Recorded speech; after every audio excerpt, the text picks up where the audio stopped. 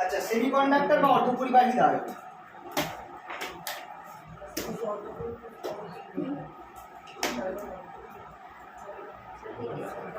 অর্ধপরিবাহী দ্বারক। আচ্ছা, সবার আগে যেটা আমরা স্টার্টিং যেটা করব সেটা হচ্ছে আমাদের হচ্ছে ওই প্রকৃত মানে হচ্ছে ব্যান্ড থিওরি। ব্যান্ড থিওরি অনুযায়ী যে কোনো আমরা জানি যে তিন রকম আমাদের মানে আমরা ধরা হয় তিন রকম এরকম সলিড স্টেট জিনিসকে ধরা হয়। একটা হচ্ছে কন্ডাক্টর, যেগুলোকে আমরা বলি পরিবাহী, ইনসুলেটর যেটা হচ্ছে অপরিবাহী, আর সেমিকন্ডাক্টর অর্ধপরিবাহী।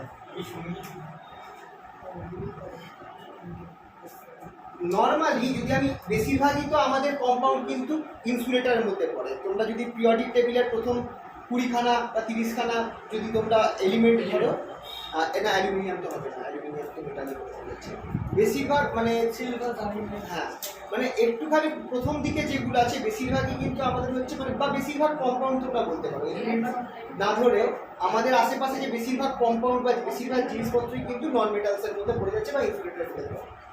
ইনসুলেটরের তাই জন্য যে গ্রাফটা হয় সেটাই আইডিয়াল। আচ্ছা, এনার্জি ব্যান্ড ডায়াগ্রাম এমন হয়, এনার্জি ব্যান্ড ডায়াগ্রামে কি হয় তোমাদেরকে বলে দিচ্ছি, যে আমরা এরকম আঁকি, আমাদের এক্স অ্যাক্সিস বরাবর নর্মালি কিছু থাকে না, ওয়াই অ্যাক্সিস বরাবর এনার্জি থাকে, ওয়াই অ্যাক্সিস বরাবর এনার্জি থাকে। এবার এখানটায় একটা লাইনকে আমরা বলি হচ্ছে এনার্জি লেভেল, একটা লাইনকে আমরা বলি হচ্ছে এনার্জি লেভেল। এই লাইনটা মানে হচ্ছে ধরো এখানে একটা এনার্জি দেওয়া রয়েছে 10 জুল, তাহলে এই লাইনটা 10 জুল এনার্জিকে রিপ্রেজেন্ট করে। কোনো কিছু যদি এই পয়েন্টে থাকে তাহলে একটা ইলেকট্রন যদি এখানে রয়েছে বা 10 ইলেকট্রন ভোল্ট বলে যাচ্ছে, তাহলে এখানে যদি একটা ইলেকট্রন থাকে সেই ইলেকট্রনের এনার্জি কত? 10 ইলেকট্রন। তার নিচে ধরো আমি আরেকটা পয়েন্ট আঁকলাম, এইটা ধরো এই এনার্জি লাইনটা ধরো আমার কত? 5 ইলেকট্রন।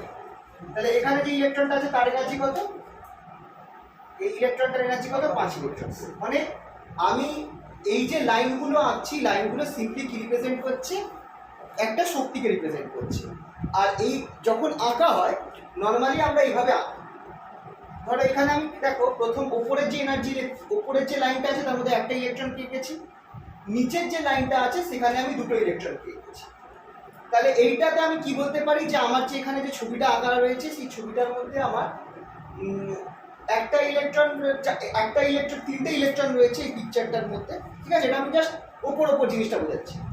তিনটে ইলেকট্রন রয়েছে এই ছবিটার মধ্যে, দুটো ইলেকট্রনের এনার্জি হচ্ছে 5 ইলেকট্রন ভোল্ট, আর একটা ইলেকট্রন এনার্জি হচ্ছে 10 ইলেকট্রন ভোল্ট।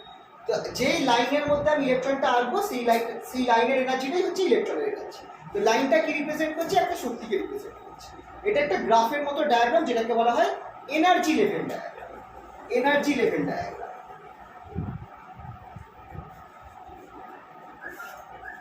প্রত্যেক লাইনকে আমরা বলি হচ্ছে এনার্জি লেভেল, প্রত্যেক যে লাইনগুলোকে আমরা বলছি হচ্ছে এনার্জি লেভেল। এবার তোমরা এখানটায় দেখো এনার্জি লেভেল যদি আমি দেখি এই ছবিটাতে 5 ইলেকট্রন ভোল্ট আছে, তারপর 10 ইলেকট্রন ভোল্ট আছে, দুটোর মাঝখানে কিন্তু অনেকটা গ্যাপ আছে। গ্যাপ থাকার মানে কি?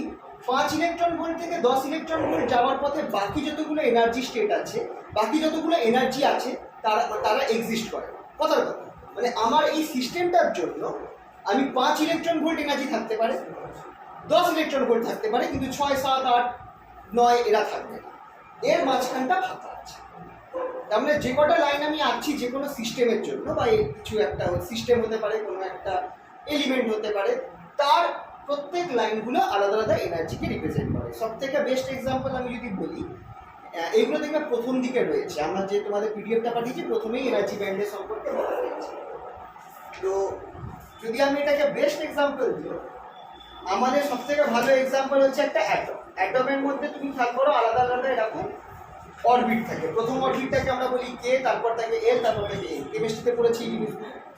এবার অ্যাটমের মধ্যে ইলেকট্রনটা কোন অরবিটের মধ্যে রয়েছে সেই অনুযায়ী ইলেকট্রনগুলো আলাদা আলাদা এনার্জি থাকতে পারে। খেয়াল করবে এই এনার্জি E1, E2, E3, এই এনার্জির একটা ফর্মুলা আছে, En = -13.6/m² মেগা ইলেকট্রন, এরকম একটা ফর্মুলা আছে।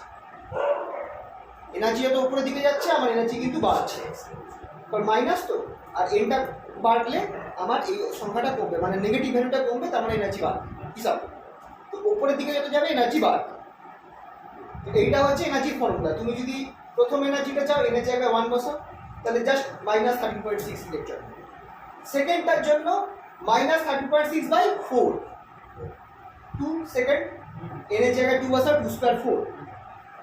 আর থার্ডের জন্য তাহলে এইটার যদি আমি ছবিটা আঁকি তাহলে এরকম আঁকবো ইলেকট্রন ডায়াগ্রাম। এই একটা সিঙ্গেল অ্যাটম, প্রথমটা হচ্ছে -13.6 eV, তারপরেরটা একটু নিচের দিকে গায়ে থাকবে, তাহলে এখানটায় আঁকলাম -13.6/4 eV, আর তারটা একটু গায়ে থাকবে -13.6/9, তাই তো? এরকম তিনটে লাইন হচ্ছে। আমরা জানি যে অ্যাটমগুলোর মধ্যে ইলেকট্রনটা কোন সেলে রয়েছে সেই অনুযায়ী তার আলাদা আলাদা এনার্জি হতে পারে। তো এই কে সেলে থাকলে তার এনার্জি কত? যদি ইলেকট্রনটা, এটা কিন্তু একটা হাইড্রোজেন অ্যাটমকে রিপ্রেজেন্ট করে, এই যে ফর্মুলাটা এটা কিন্তু হাইড্রোজেন অ্যাটমের ক্ষেত্রে খাটে। তারপরে বোরের তত্ত্ব মনে পড়ছে, বোরের তত্ত্বের জন্য খাটে, হাইড্রোজেন লাইক অ্যাটমস। তো এবার যে ইলেকট্রনটা রয়েছে তার কত এনার্জি আছে সেটা আমি কি করে বোঝাতে পারি? ইলেকট্রনটা যদি প্রথম সেল কে সেলে থাকে তাহলে আমি বলবো ইলেকট্রনটা বেরিয়ে যাচ্ছে, ইলেকট্রনটা এখানটায় রয়েছে। এবার বাইরে থেকে আমি যদি এনার্জি দিই ইলেকট্রনটা, বাইরে থেকে যদি আমি কোনো রকম এনার্জি, ইলেকট্রনটা কি হবে? এনার্জিটা নিয়ে হায়ার স্টেটে চলে যাবে, উপরের স্টেটে ইটুতে চলে যাবে। এই যে ইটুতে গেল, তো এটাকে আমি ব্যান্ড ডায়াগ্রামে দেখাবো যে এই ইলেকট্রনটা পরের স্টেটে, পরের লেভেলটা, পরের লাইনটায়। তো ব্যাপারটা বুঝতে পারছো তো? একটা অ্যাটমের মধ্যে ইলেকট্রন যেমন একটা অরবিট থেকে শক্তি, বাইরে থেকে শক্তি পেয়ে পরের অরবিট বা পরের সেলে চলে যাচ্ছে, সেটাকেই আমি এই ডায়াগ্রামের মধ্যে দেখাতে পারবো যে একটা লাইন থেকে ওপরের লাইনে চলে গেল। এইটা হচ্ছে আমার এই পটি তত্ত্বটাকে রিপ্রেজেন্ট। আর এইখানটা দেখো কে, এল আর এল, এই তিনটে সেল দেখিয়েছি, তিনটে সেলের এনার্জি কিন্তু মাঝখানে একটা গ্যাপ আছে, এইটার একটা ভ্যালু, তারপর এইটার মানে 13.6/4, মানে 13, তারপর আবার 13.6/9, মাঝখানের ভ্যালুগুলো কিন্তু এক্সিস্ট করছে। তো এইখানটায় কিন্তু আমার, আর এটা নেগেটিভ এনার্জি, দেখো মাইনাস, তো মাইনাসটা উপরের দিকে যাচ্ছে মানে বাড়ছে, আর নেগেটিভ ভ্যালুটা কমছে। যত উপরে যাবো নেগেটিভ ভ্যালু কমবে, মানে এনার্জি বাড়বে, আর নেগেটিভ ভ্যালু বাড়লে কমছে পড়ে। তো এখানটা খেয়াল করো -13.6 eV, তারপর একটা -13.6/4, মানে নেগেটিভ ভ্যালুটা কমে গেল, তার মানে এনার্জি বাড়ছে, বেড়ে গেল। সিমিলারলি তারপরটা, তো এই যে ব্যান্ডগুলো রয়েছে এইগুলো ওপরের দিকে যাচ্ছে, কিন্তু ব্যান্ডগুলোর মাঝখানে, সরি ব্যান্ড বলবো না, এটাকে বলবো লেভেল, এনার্জি লেভেল। এনার্জি লেভেলগুলোর মাঝখানে গ্যাপ আছে, এইগুলোকে আমরা কি টাইপের লেভেল বলবো? Discrete energy level. Discrete energy না, ডিসক্রিট মানে টুকরো টুকরো, কন্টিনিউয়াস নয়, ডিসক্রিট, টুকরো টুকরো। ওইটা যে অঞ্চলটা বললে সেটা আলাদা, সেটা হচ্ছে এই মাঝখানের অংশটা, কিন্তু সেটা পরে আসছে। তার আগে আমাকে ওই পটির ব্যাপারটা বলতে হবে, ব্যান্ডের কথা বলতে হবে। তো ব্যান্ডের আগে আমরা এখানটায় ডিসক্রিট এনার্জি লেভেলস কেন বলছি? ডিসক্রিট মানে হচ্ছে যে দুটো লাইনের মধ্যে আমার মাঝখানে কটা ভ্যালু এক্সিস্ট করে। ডিসক্রিট মানে টুকরো। কন্টিনিউয়াস কি হতো?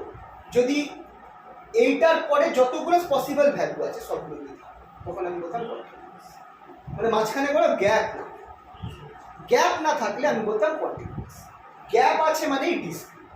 ওকে, গ্যাপ মানে ডিসক্রিট মানে টুকরো টুকরো, একটা এখানে তো অন্যজন এখানে, মাঝখানে গ্যাপ রয়েছে, ঠিক আছে? তো এনার্জি লেভেলস ইন অ্যাটম এটাকেও বলা হয় ডিসক্রিট। ইভেন এই নিউক্লিয়াসের মধ্যে যে নিউক্লিয়সগুলো থাকে তাদের এনার্জিও ডিসক্রিট। তারপর আমরা যে এই রেখা বর্ণালীর ব্যাপারে শুনেছো তোমরা, যে লাইট, যে তোমরা তো প্র্যাকটিক্যাল করতে পারবে, ওটা লাইট ভেঙে যায়, ভেঙে মানে প্রিজমের মধ্যে লাইট যদি ফ্যান পড়ে সেটা অনেকগুলো টুকরোয় ভেঙে যায়, কালারে ভেঙে যায়।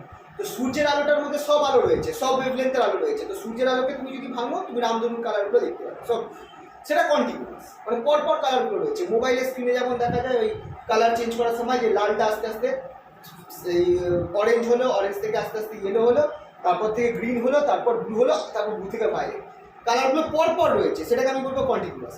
কিন্তু তুমি ধরো এখানে একটা লাল লাইন দেখতে পাচ্ছ, তার কিছু দূরে একটা ইয়েলো লাইন দেখতে পাচ্ছ, তার কিছু দূরে একটা গ্রিন লাইন দেখতে পাচ্ছ, মাঝখানে কালার কিছু নেই, অন্ধকার রয়েছে, সেটা হয়ে যাবে ডিসক্রিট। ডিসক্রিট মানে টুকরো টুকরো, সব ভ্যালু নেই, দুটো হয়, একটা হয় ডিসক্রিট আর একটা হয় কন্টিনিউয়াস। যখন কোনো ভ্যারিয়েবল ডিসক্রিট থাকে তখন সেটা এই সামেশন হয়, আর সেটা কন্টিনিউয়াস হয়ে গেলে ইন্টিগ্রেশন হয়।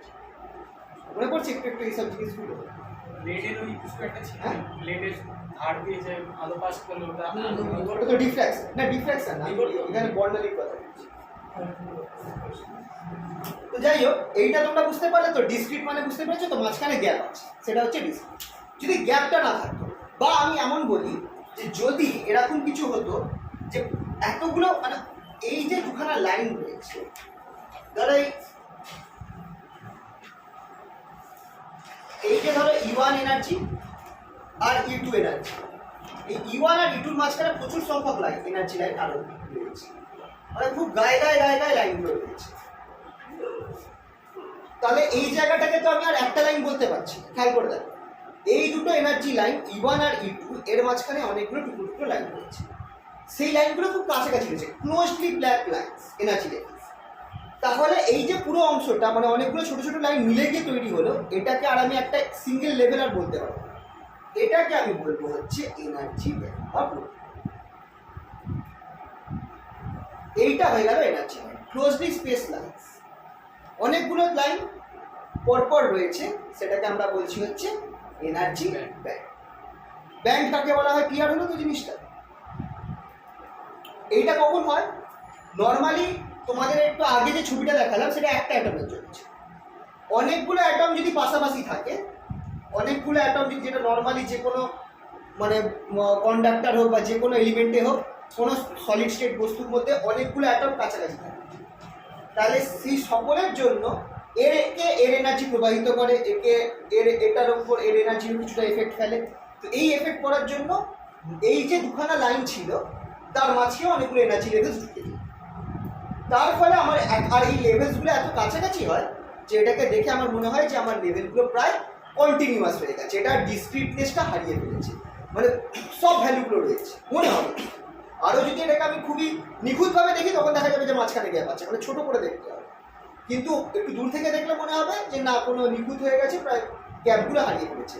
তো এটা আমার কন্টিনিউয়াস। তো এইটাকে আমরা যখন এরকম ঘটনা ঘটবে, এরকম কন্টিনিউয়াস, যেটা অনেকগুলো এনার্জি অ্যাভেলেবেল আছে E1 থেকে E2 এর মধ্যে, সেটাকে আমরা বলবো হচ্ছে এনার্জি ব্যান্ড। এই অবধি ক্লিয়ার তো, এনার্জি ব্যান্ড কাকে বলে? এবার আসছে এই তিনটেকে আমরা এনার্জি ব্যান্ড ডায়াগ্রাম দিয়ে কী করে বোঝাবো। এনার্জি ব্যান্ড ডায়াগ্রাম প্রশ্ন আসতে পারে যে কন্ডাক্টর, ইনসুলেটর, সেমিকন্ডাক্টর, এটা তোমাদের এইচএস এর ক্লাস 12 এর বইতেও রয়েছে, স্টার্টিংয়েই রয়েছে, যে এনার্জি ব্যান্ড ডায়াগ্রাম দিয়ে আমরা এই তিনজনকে কি করে বোঝাবো। এটা তুমি প্রথম ইয়েতে চলে যাও, এখানে হয়তো হ্যাঁ এটাই তো মনে হবে।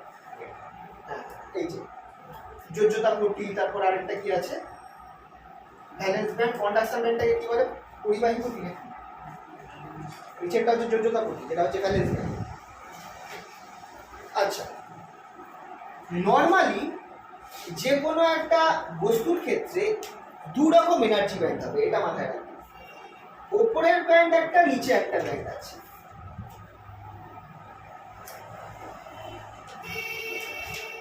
একটা ব্যান্ড এখানে আছে আর একটা ব্যান্ড একটু উপরে আমি রাখলাম, দুটো ব্যান্ডের মধ্যে অনেকটা গ্যাপ আছে। এই ওপরের যে ব্যান্ডটা আছে, এটাকে আমরা বলবো হচ্ছে কন্ডাকশন, আর নিচে যে ব্যান্ডটা আছে সেটাকে আমরা বলি হচ্ছে ভ্যালেন্স ব্যান্ড বা যোজ্যতা। এবার ঘটনাটা ঘটছে কি, ইলেকট্রনগুলো নর্মালি অ্যাটমের যে লাস্ট সেলের মধ্যে থাকে, অ্যাটমের যে লাস্ট সেলের মধ্যে যে ইলেকট্রনগুলো রয়েছে, একটা অ্যাটমের অন্তিম সেল যে ইলেকট্রনগুলো রয়েছে, আমরা বলবো যে সেই ইলেকট্রনগুলো অ্যাকচুয়ালি নিচের ব্যান্ডটাতে রয়েছে, ভ্যালেন্স ব্যান্ড। বুঝতে পারলেন? যোজ্যতা যেগুলো অ্যাটমের লাস্ট কক্ষপথে ভ্যালেন্স ব্যান্ডে বা ভ্যালেন্স সেলে রয়েছে, তাদেরকে আমি বলবো যে এই ছবির মধ্যে তারা ভ্যালেন্স ব্যান্ডে রয়েছে। আর যখন এই এর মধ্যে থেকে একটা ইলেকট্রন বাইরে থেকে এনার্জি পেয়ে এ কিন্তু চাইলে ওপরে উঠে যেতে পারে, কন্ডাকশন ব্যান্ডে উঠে যেতে পারে।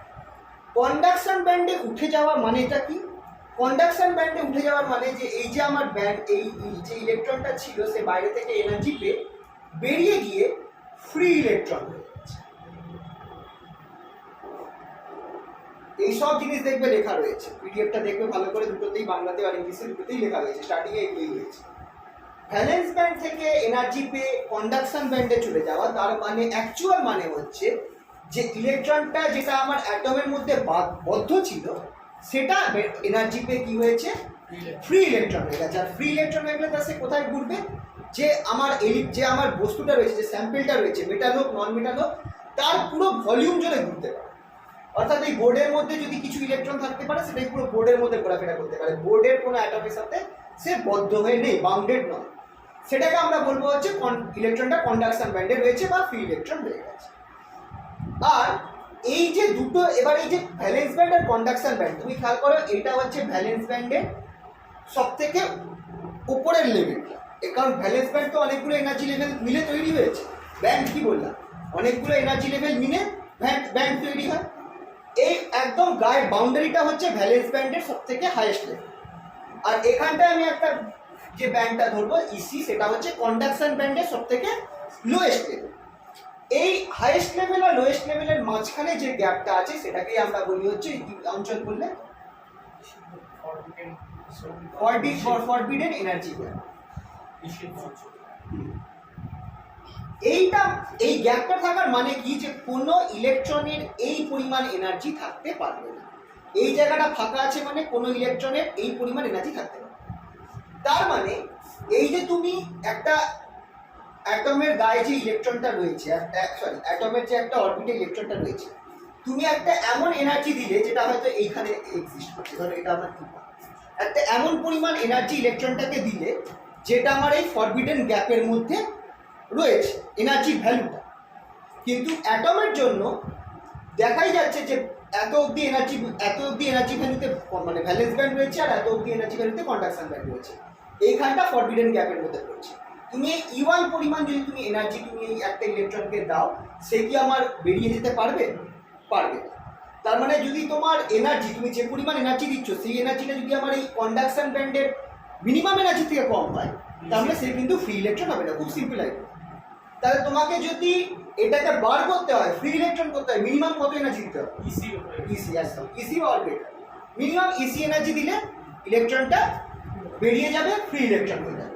তখন আমি এই পিকচারে দেখো, এই পিকচার অনুযায়ী আমি বলতে পারবো যে ইলেকট্রনটা আমার এই ভ্যালেন্স ব্যান্ডে ছিল, সে আমার কি হয়েছে, কন্ডাকশন ব্যান্ডে উঠে গেছে, মানে ফ্রি ইলেকট্রন হয়ে গেছে। ক্লিয়ার হলো আইডিয়াটা? এবার তোমরা যদি ফার্স্টলি দেখো, একটা ইনসুলেটরের ক্ষেত্রে অপরিবাহীর ক্ষেত্রে এই যে ব্যান্ডটা রয়েছে, তোমাদেরকে আঁকতে দিতে পারে যে প্রতিতত্ত্ব অনুযায়ী বা এই এনার্জি ব্যান্ড ডায়াগ্রাম অনুযায়ী তিনটেকে ডিফাইন করো। তিনটে মানে একটা ইনসুলেটর, কন্ডাক্টর আর সেমি কন্ডাক্টর কিনা হবে। ইনসুলেটর যেটা আছে তার শুধু ব্যান্ড গ্যাপটা খুব বড়, মানে তোমাকে একটা ইলেকট্রনকে ভ্যালেন্স ব্যান্ড থেকে কন্ডাকশন ব্যান্ডে তুলতে প্রচুর পরিমাণ এনার্জি লাগবে। এত পরিমাণ এনার্জি দিলে আমার এই বস্তুটা যেটা হয়তো রয়েছে, নর্মালি ইনসুলেটর কি হয়, কাঠ হয়, তো এত পরিমাণ এনার্জি দিলে হয়তো কাঠটা পুড়ে গেল, জ্বলে গেল, পুড়ে গেল, তো সেটা আর রইল না, ঠিক রইল না, খারাপ হয়ে যেতে পারে, ব্রেকডাউন করে যেতে পারে।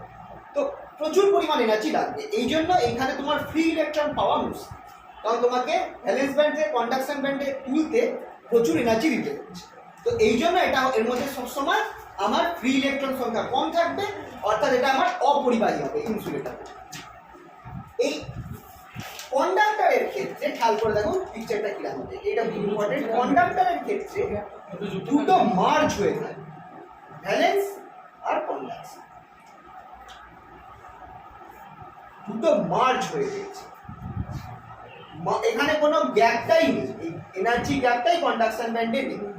তার মানে কি হচ্ছে, একটা ইলেকট্রন যদি এইখানে থাকে, তার মানে সেই এনার্জি নিয়ে সেই ইলেকট্রনটা অ্যাটমের সাথে বদ্ধ হয়েও থাকতে পারে, বাউন্ডেডও থাকতে পারে।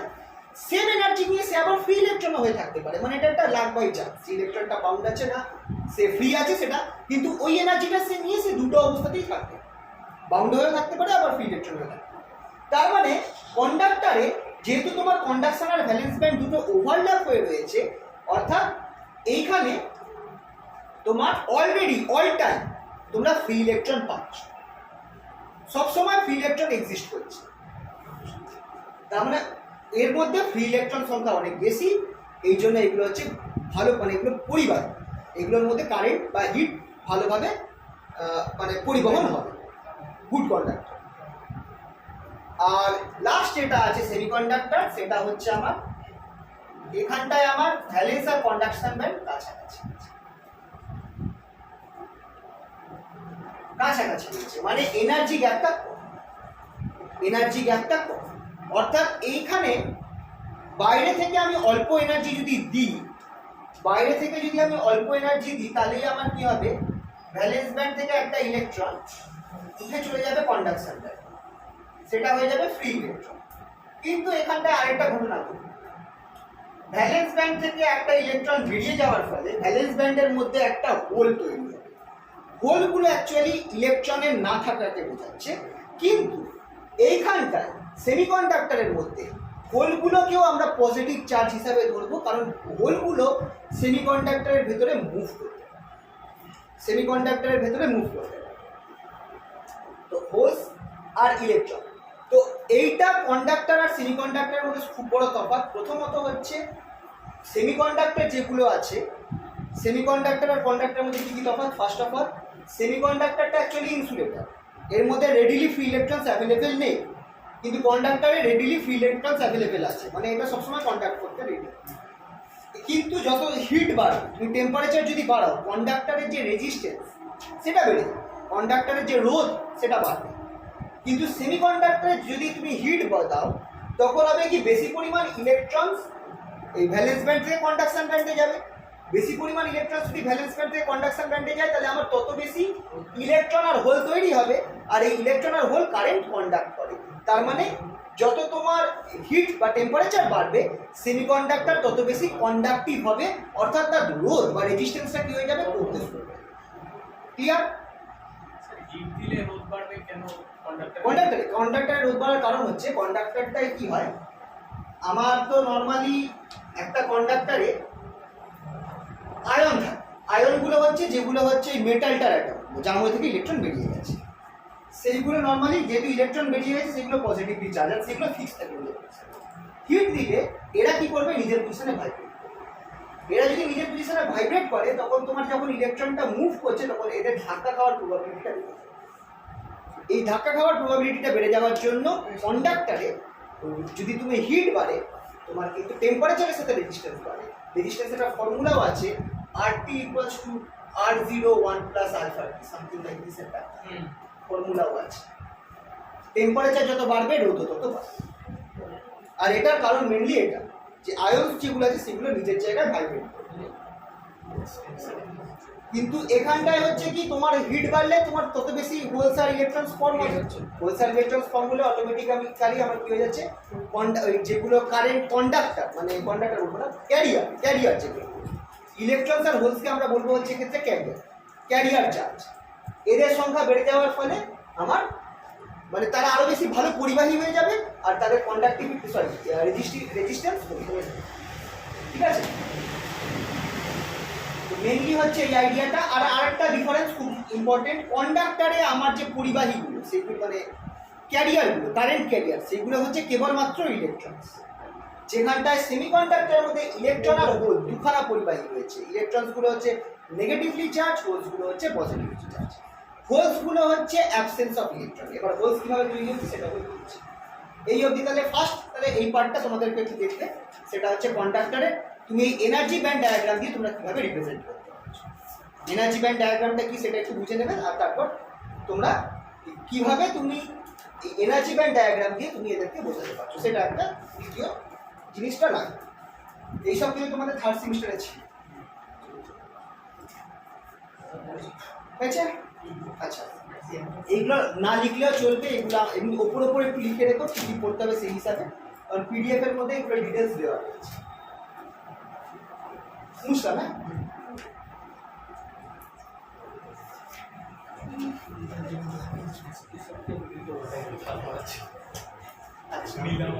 এবার এইখানটা ইম্পর্টেন্ট, নেক্সট পয়েন্ট বলো, সেমিকন্ডাক্টর কটা টাইপের আছে, অর্ধপরিবাহী কটা টাইপের আছে?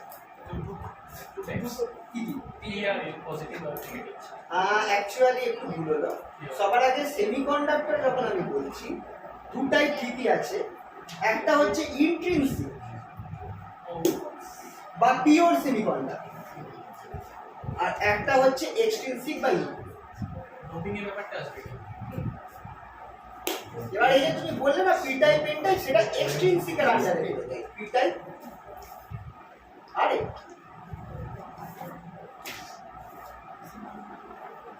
ঠিক আছে। তো সেমিকন্ডাক্টর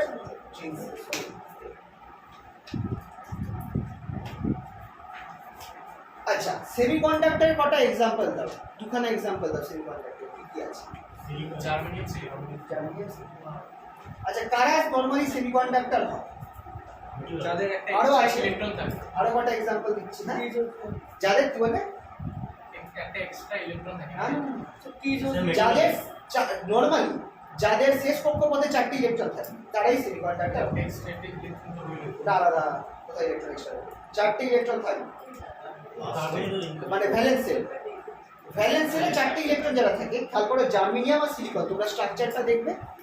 জার্মেনিয়াম আর সিলিকনের শেষ যে মানে লাস্ট যে ভ্যালেন্স সেল আছে, ভ্যালেন্স সেলে 4টে করে ইলেকট্রন। এরাই সেমিকন্ডাক্টর হয়, কারণ সেমিকন্ডাক্টর অ্যাকচুয়ালি স্ট্রাকচারাল প্রপার্টি। এই যে 4টে ইলেকট্রন ভ্যালেন্স সেলে রয়েছে, 4 জন মিলে আশেপাশের সেমিকন্ডাক্টরের সাথে কোভ্যালেন্ট বন্ড ফর্ম করে। আর এটাই তাদের মানে সেমিকন্ডাক্টর প্রপার্টিগুলোকে দিচ্ছে, মানে প্রপার্টিজ যেটা হোলস আর ইলেকট্রন ক্রিয়েট করতে পারছে যেটার জন্য। এবার সেই হিসাবে দেখতে গেলে কার্বনেরও কিন্তু লাস্ট সেলে 4টে ইলেকট্রন রয়েছে, কিন্তু ওই লাস্ট সেলটা মানে কার্বনের একদম সেকেন্ড সেল, প্রথম সেল আর দ্বিতীয় সেলেতেই তোমার 4টে ইলেকট্রন রয়েছে। যে যত তোমার মানে মানে কি বলবো মানে নিউক্লিয়াসের কাছে থাকবে তত কিন্তু ওই মনে আছে কেমিস্ট্রিতে ছিল অ্যাক্টিভেশন এনার্জি, যত ইলেকট্রনগুলো নিউক্লিয়াসের কাছে থাকবে তাদেরকে বাইরে বার করতে বেশি এনার্জি দিতে হবে। তো কার্বনের ক্ষেত্রে যেহেতু তোমার 2 নম্বর সেলেতে ইলেকট্রনগুলো রয়েছে, তোমার ইলেকট্রন বার করতে অনেক বেশি এনার্জি দিতে হবে, তাই carbon is not a good semiconductor, সেমিকন্ডাক্টরের মধ্যে পড়ে না। কিন্তু সিলিকন পড়ে যায়, সিলিকনের 3খানা সেল রয়েছে, প্রথমে 2টো, তারপরেরটায় 8টা, লাস্টেরটায় 4। সিলিকনে 3খানা সেল, প্রথমটায় 2টো, তারপরেরটায় 8টা, আর লাস্টেরটায় 4টে। তো এই ক্ষেত্রে সিলিকনের যে 4টে ইলেকট্রন ওটা অতটা লুজলি বাউন্ড নয়, কার্বনের টাইটলি বাউন্ড নয়, কার্বনের মতো একটু এনার্জি পেলে তারা বেরিয়ে যেতে পারে। তো এই ক্ষেত্রে সিলিকন থেকে আমার সেমিকন্ডাক্টর শুরু হয়। জার্মেনিয়াম ঠিক সিলিকনের নিচেই পড়ছে, এটার ক্ষেত্রে আমার মনে হয় 4টে সেল থাকে, 2, তারপরেরটায় 6টা, তারপরেরটায় 16টা, আর লাস্টেরটায় মনে হয় 4টে, এরকম একটা অর্ডার থাকে যেগুলো আমার মনে করছি জার্মেনিয়াম। তো জার্মেনিয়ামের ক্ষেত্রেও সেম কেস, লাস্টের সেলে আমার 4টে ইলেকট্রন থাকবে। এবার 4টে ইলেকট্রন থাকলে তারা কি হবে, এই ধরো আমার সিলিকন রয়েছে, এই পিকচারগুলো খুবই ইম্পর্টেন্ট।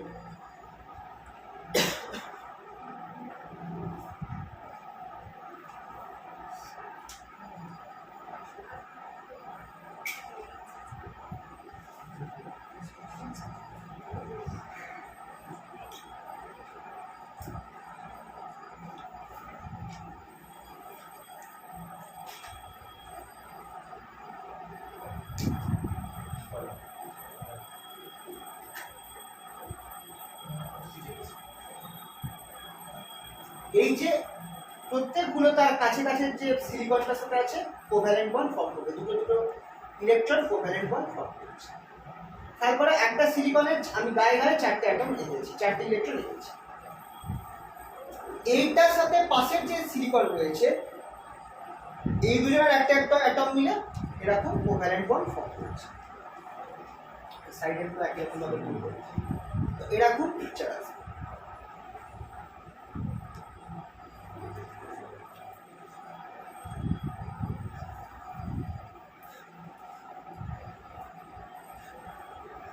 এবার এই যে আমি যে সিলিকন একই রকম ভাবে আমি জার্মেনিয়াম দিয়ে আঁকতে পারি, শুধু 4টে লাস্টের যে 4টে ইলেকট্রন আছে তাদেরকে দেখাবো, ভেতরে কোনো ইলেকট্রন দেখাবার দরকার নেই। এবার তাহলে জিনিসটা কি হচ্ছে, যখনই আমার বাইরে থেকে কোনো এনার্জি আমি পাচ্ছি, এই যে রয়েছে কোভ্যালেন্ট বন্ড ফর্ম করে রয়েছে, বাইরে থেকে যখনই এনার্জি পাচ্ছে, সেটা যে কোনো এনার্জি, থার্মাল এনার্জিও হতে পারে, নর্মাল হিট টেম্পারেচারে, একটা ইলেকট্রন বাইরে বেরিয়ে আসছে। যে ইলেকট্রনটা বেরোলো সেটা হয়ে গেল ফ্রি ইলেকট্রন, যে ইলেকট্রনটা বেরোলো সেটা হয়ে গেল ফ্রি ইলেকট্রন। এখানটায় দেখো একটা, কিন্তু যে জায়গাটায় ইলেকট্রনটা নেই সেটা হয়ে গেল, একটু বড় করে দিয়েছি, সেটা হয়ে গেল। এবার ইলেকট্রন তো ফ্রি, সে তো এবার অ্যাটমের সাথে বদ্ধ নয়, সে তো আরামসে ঘুরে বেড়াতে পারে। আর এই যেখানে ইলেকট্রনটা থাকছিল, যতক্ষণ এই পয়েন্টে ইলেকট্রনটা ছিল, এটা নিউট্রাল ছিল, ইলেকট্রন নেই, তাহলে এটা এখন কি হবে, পজিটিভ হয়ে যাবে না? তাই জন্য হোলসকে পজিটিভলি চার্জ করা যাচ্ছে, কারণ ইলেকট্রন যতক্ষণ ছিল এখানটা এই পয়েন্টটাতে ততক্ষণ এই অঞ্চলটা আমার কি ছিল, নিউট্রাল ছিল। এখন ইলেকট্রনটা বেরিয়ে গেছে, মানে একটা নেগেটিভ পার্ট বেরিয়ে গেছে নিউট্রাল থেকে, তাহলে এই জায়গাটা আমার অবভিয়াসলি পজিটিভ হয়ে যাবে। এইভাবে ভাবতে হবে। তাহলে এবার দেখো ইলেকট্রনটা তো ফ্রি, সে তো আরামসে মুভ করতে পারবে। হোল কীভাবে মুভ, হোল মুভ করবে এইভাবে, কারণ আশেপাশের কোনো একটা বন্ড থেকে ইলেকট্রন বেরিয়ে এসে এখানে ঢুকে যেতে পারে, যেখান থেকে ইলেকট্রনটা বেরোবে সেই জায়গায় হোল ক্রিয়েট হবে। তার মানে এইখানটায় হোল আছে, তো এই ইলেকট্রনটা এখানে ঢুকে গেল, আর এইখানটায় আমার ইলেকট্রনটা চলে এলো, আর এইখানটায় আমার হোলটা চলে এলো। এরপর এই ইলেকট্রনটা এখানে ঢুকে এলো, তাতে এখানটায় আমার ইলেকট্রনটা চলে এলো, এখানে আমার হোলটা চলে এলো। তারপর এই ইলেকট্রনটা এখানে চলে গেল, তাতে এখানটায় আমার হোল এসে গেল, এখানে আমার ইলেকট্রন হয়ে গেল। এই ইলেকট্রনটা এখানে চলে গেল, তাহলে এখানটায় আমার হোল ক্রিয়েট হলো। তো ব্যাপারটা বোঝা যাচ্ছে তো? এই হোলটাও কিন্তু আমার মুভ করতে পারে এই কোভ্যালেন্ট বন্ডসগুলোর মধ্যে। একটা ইলেকট্রন, এইখানকার ইলেকট্রনটা এখানে চলে আসবে, এই হোলটা ভরাট হয়ে যাবে, এখানটায় হোল হয়ে যাবে। এইখানকার ইলেকট্রনটা তখন লাফিয়ে এখানে চলে আসবে, এখানটায় হোলটা ভরাট হয়ে যাবে, এখানে হোল চলে আসবে। তো তুমি যদি দেখো, তোমার মনে হবে যে হোলটাও কিন্তু মুভ করছে, মানে আগে এখানে ছিল, তারপর এখানে গেল, এখানে গেল, এখানে গেল, এখানে গেল। হোলটাও তুমি যদি দেখো, তোমার মনে হবে মুভ করছে, কিন্তু হোলটা মুভ করছে এই বন্ডগুলোর মধ্যে। এইটাকে আমরা ধরবো যে সেমিকন্ডাক্টরের মধ্যে যে হোলসগুলো রয়েছে তারাও কি করছে, মুভ করছে। আর ইলেকট্রন তো ফ্রি ইলেকট্রন, সে তো যেরকম ইলেকট্রন মুভ করে সেভাবে মুভ করছে। জিনিসটা বুঝতে পারলে তো কিভাবে আমার এই দুটো চার্জ এখানে তৈরি হয়েছে? ঠিক আছে। এবার সিলিকন আর জার্মেনিয়াম যদি একদম পিওর অবস্থায় যদি থাকে, তাহলে মানে অন্য কোনো অ্যাটমস এর মধ্যে ঢুকে বসে নেই, সেটাকে আমরা বলবো হচ্ছে ইন্ট্রিনসিক সেমিকন্ডাক্টর বা পিওর সেমিকন্ডাক্টর।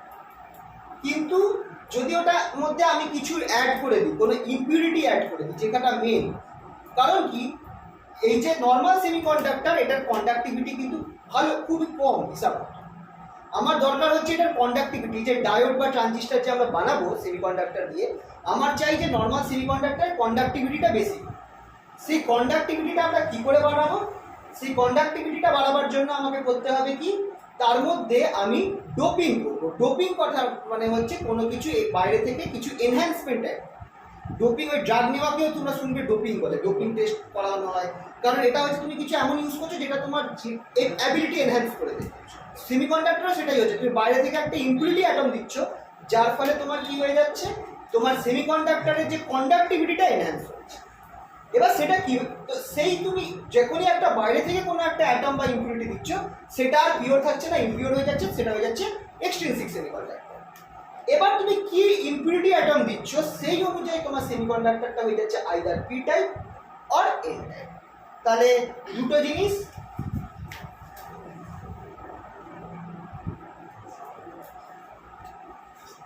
এগুলো লেখার দরকার নেই, জাস্ট ফলো করো আমার সাথে, তাহলেই হবে। Process of adding impurity atom to the semiconductor, এটাকেই বলা হয় ডোপিং। the impurity atomটাকে বলা হয়, এটাকে বলা হয় ডোপ্যান্ট। এবার যে ডোপ্যান্ট যেটা রয়েছে, এই ইম্পিউরিটি অ্যাটমটা রয়েছে, এটা কি হয়, নরমালি ট্রাইভ্যালেন্ট কম্পাউন্ড হতে পারে, ট্রাইভ্যালেন্ট অ্যাটম হতে পারে। 3 electrons in outer shell।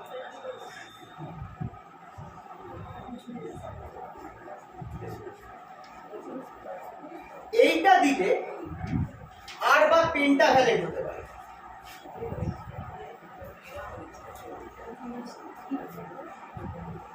যার মধ্যে 5 electrons in outer shell।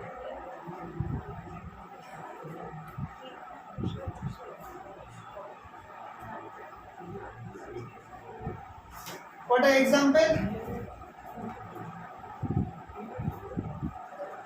Trivalent atoms কি আছে মনে রাখবে, এক্সাম্পল গুলো অ্যালুমিনিয়াম আছে, বোরন আছে। পেন্টাভ্যালেন্ট কি আছে, ফসফরাস আছে, আর্সেনিক আছে, আর আই থিঙ্ক অ্যান্টিমনি আছে। ঠিক আছে, ট্রাইভ্যালেন্ট বা পেন্টাভ্যালেন্ট। ট্রাইভ্যালেন্ট তোমরা যদি দাও তোমাদের আমার পি টাইপ সেমিকন্ডাক্টর ফর্ম।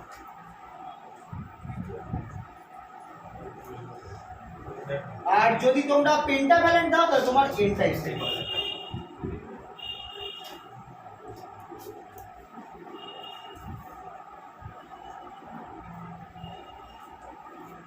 নামগুলো মনে রাখবে। এক্সাম্পল অনেক সময় দেয় যে 2 নম্বর 1 নম্বরের প্রশ্নে আসে যে তোমাকে এন টাইপ সেমিকন্ডাক্টর মানে তুমি একটা সেমিকন্ডাক্টরের মধ্যে অ্যালুমিনিয়াম মিশিয়েছো, কি টাইপের সেমিকন্ডাক্টর আছে, কি টাইপের এরকম ভাবে প্রশ্ন আসতে পারে। স্যার বিফোর এটা বড়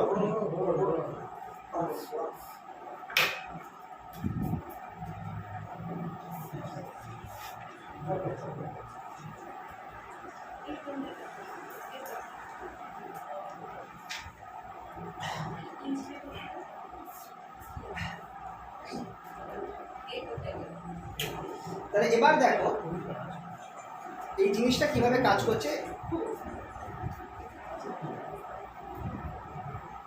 এবার পি টাইপ আর এন টাইপ দুটোই আমি দেখাচ্ছি, এটা মুছে না।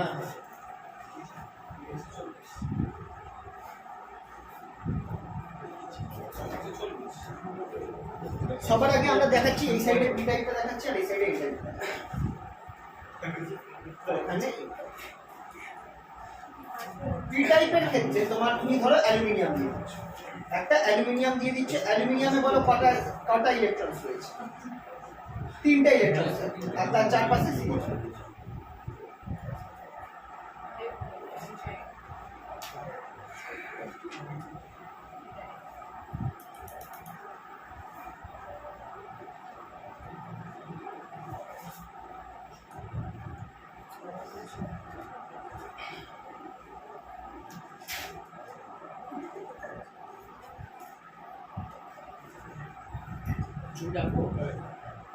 এগুলো করা আছে।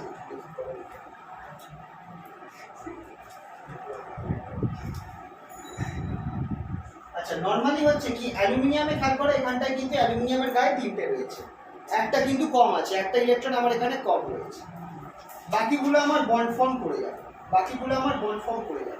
একটা জায়গায় আমার বন্ড ফর্ম করতে অসুবিধা আছে।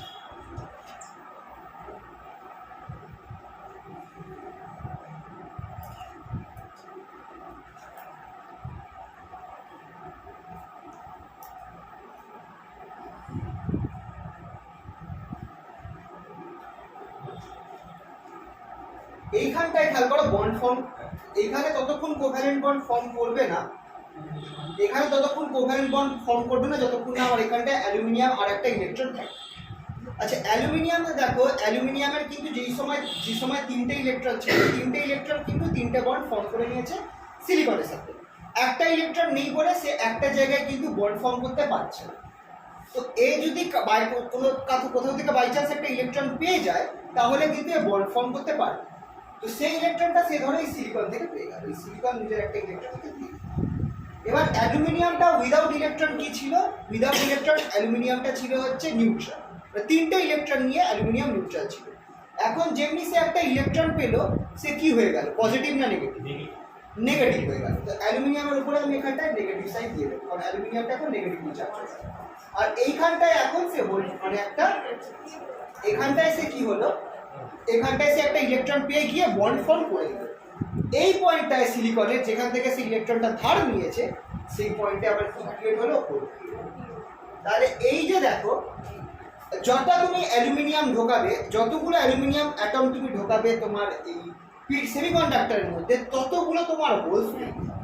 এবার নর্মালি কতগুলো ঢোকানো হয়? প্রায় 1 লাখের মধ্যে একটা, 1 out of 10 impurity atom 1 out of 10 to the power say 5 silicon atom,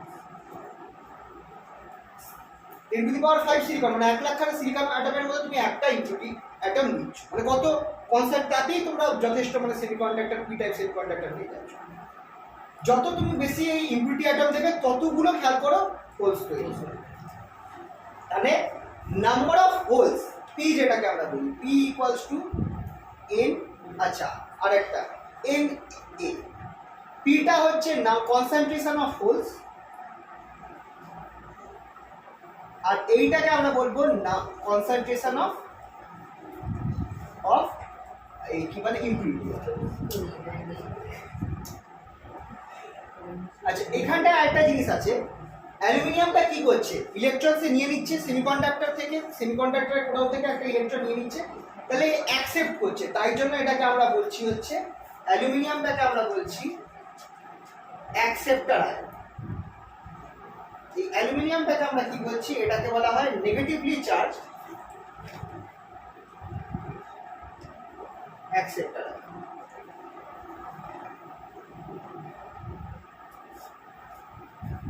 কেন হলো বুঝতে পারলে তো, যেহেতু তার কাছে একটা ইলেকট্রন কম আছে, সে সেমিকন্ডাক্টর থেকে একটা ইলেকট্রন নিলে তবেই সে বন্ড তৈরি করতে পারবে, যেহেতু সে ইলেকট্রন অ্যাকসেপ্ট করছে তাই সে হয়ে গেল অ্যাকসেপ্টার আয়ন।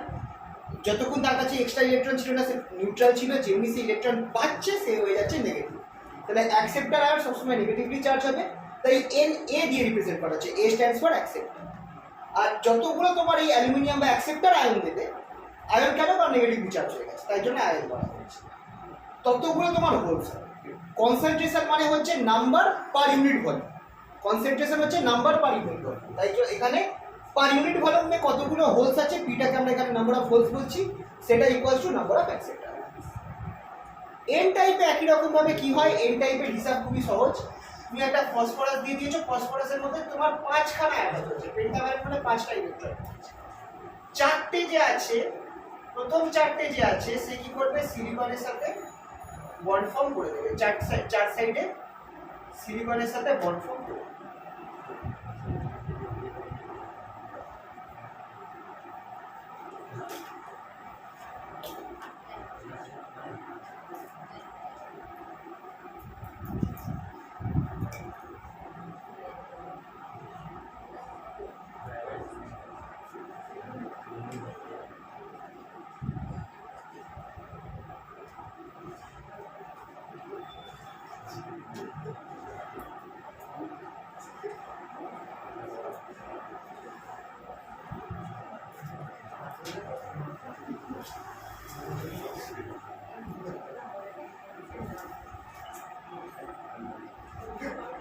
এবার দেখো, যখন তুমি একটা পেন্টাভ্যালেন্ট কম্পাউন্ড দিচ্ছ, পেন্টাভ্যালেন্ট কম্পাউন্ডে 5টা ইলেকট্রন রয়েছে, বাকি চারটে সিলিকনের সাথে বন্ড ফর্ম করে নিচ্ছে, যে একটা বেঁচে রয়েছে তার এনার্জি খুব কম, যেহেতু একা পড়ে রয়েছে, সে একা থাকতে চাইবে না, সব সে দেখছে যে সবাই মানে কপল হয়ে গেছে, ও একা সিঙ্গেল থাকতে চাইবে না, ছেড়ে চলে যেতে চাইবে, বৈরাগী হয়ে যেতে চাইবে, তো এই কিভাবে বেরিয়ে যাবে, হয়ে যাবে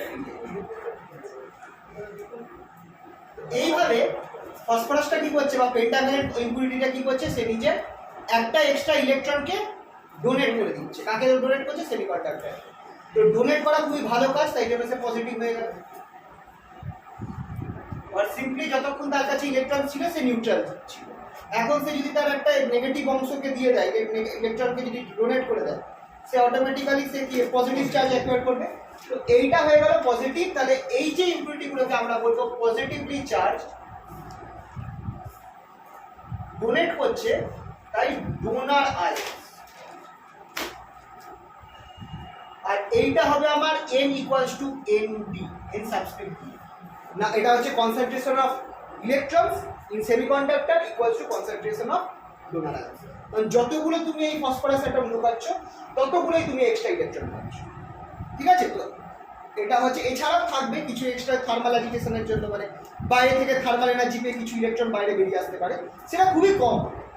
এই যে পি টাইপ আর এন টাইপ যে তৈরি হলো, এর টোটাল মেন কনসেন্ট্রেশনটাই আসছে কিন্তু তোমরা কতগুলো ইম্পিউরিটি দিচ্ছ তার উপর, মানে তোমার এখানে হাতে রয়েছে, তোমরা যত বেশি, তোমরা যত রেশিওতে তোমরা ইম্পিউরিটি ঢোকাবে তত তার কনসেন্ট্রেশন বাড়বে। এই জন্য খেয়াল করো, তোমাদেরকে আমি বলেছিলাম যে জেনার ডায়োড আর সেমিকন্ডাক্টর ডায়োড, জেনার ডায়োডে হাই ডোপিং করা থাকে, বা তোমরা যদি ট্রানজিস্টার ভাবো, ট্রানজিস্টারে পিএনপি যে থাকে, কালেক্টারে ডোপিং সব থেকে হাই থাকে, বেসের ডোপিং সব থেকে কম থাকে, আর এমিটারের ডোপিং মাঝারি থাকে। এই যে ডোপিংটা কিভাবে হচ্ছে, এই প্রসেসে হচ্ছে, তোমরা ইম্পিউরিটি কত বেশি দিচ্ছ বা কত কম দিচ্ছ তার উপর তার ডোপিং কনসেন্ট্রেশন বাড়ছে না হচ্ছে, ঠিক আছে। এই অবধি জিনিসটা ক্লিয়ার হলো। আচ্ছা, এন টাইপ আর পি টাইপ এটা তো আমরা নর্মাল হিসাবটা দেখলাম, এদেরও আবার এনার্জি ব্যান্ডের কেস আছে, আসতে পারে। এনার্জি ব্যান্ডে কিরকম হবে for N type and P type, ছবিটা বুঝলাম, হ্যাঁ।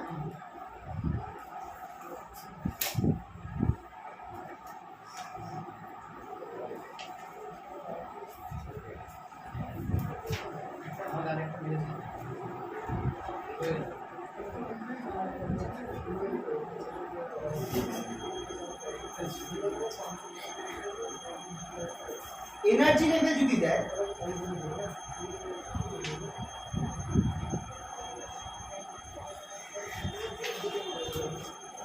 আচ্ছা সেমিকন্ডাক্টরের নরমাল ছবিটা আঁকবে।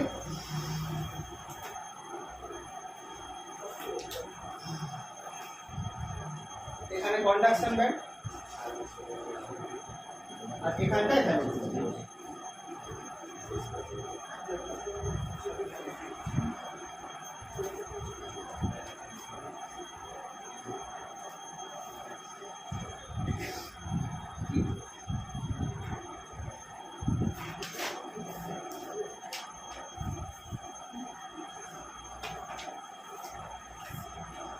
এবার দেখো, এবার তাহলে পি টাইপে কি হচ্ছে, পি টাইপে কি থাকে, হোলস থাকে।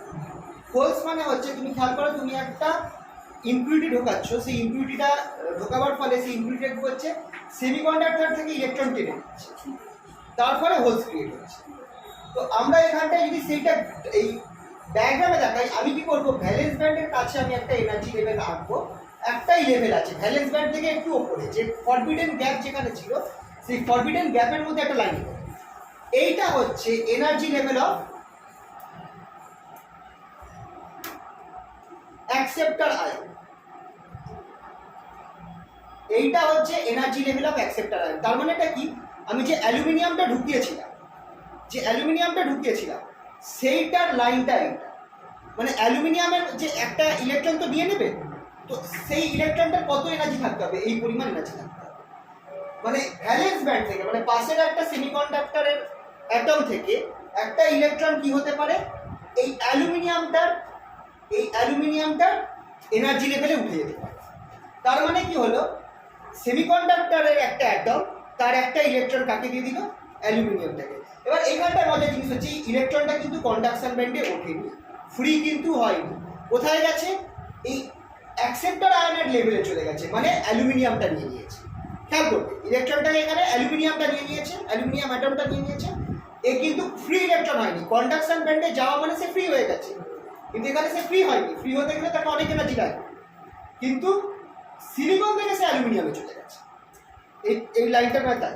তার ফলে হলো কি, আমার এই ভ্যালেন্স ব্যান্ড একটা হোল, এবার এই হোলটা আমার এই ভ্যালেন্স ব্যান্ডের মধ্যে ঘোরাফেরা করবে, মানে যেরকম আমি ছবিটা দেখিয়েছিলাম, যে হোলসটা আমার এই কোভ্যালেন্ট বন্ড এগুলোর মধ্যে ঘোরাফেরা করবে। তার ফলে আমার পি টাইপে, তাহলে এই পিকচারটা মাথায় রাখবে, ভ্যালেন্স ব্যান্ডের কাছে একটা অ্যাকসেপ্টর আয়নের এনার্জি লেভেল তৈরি হয়।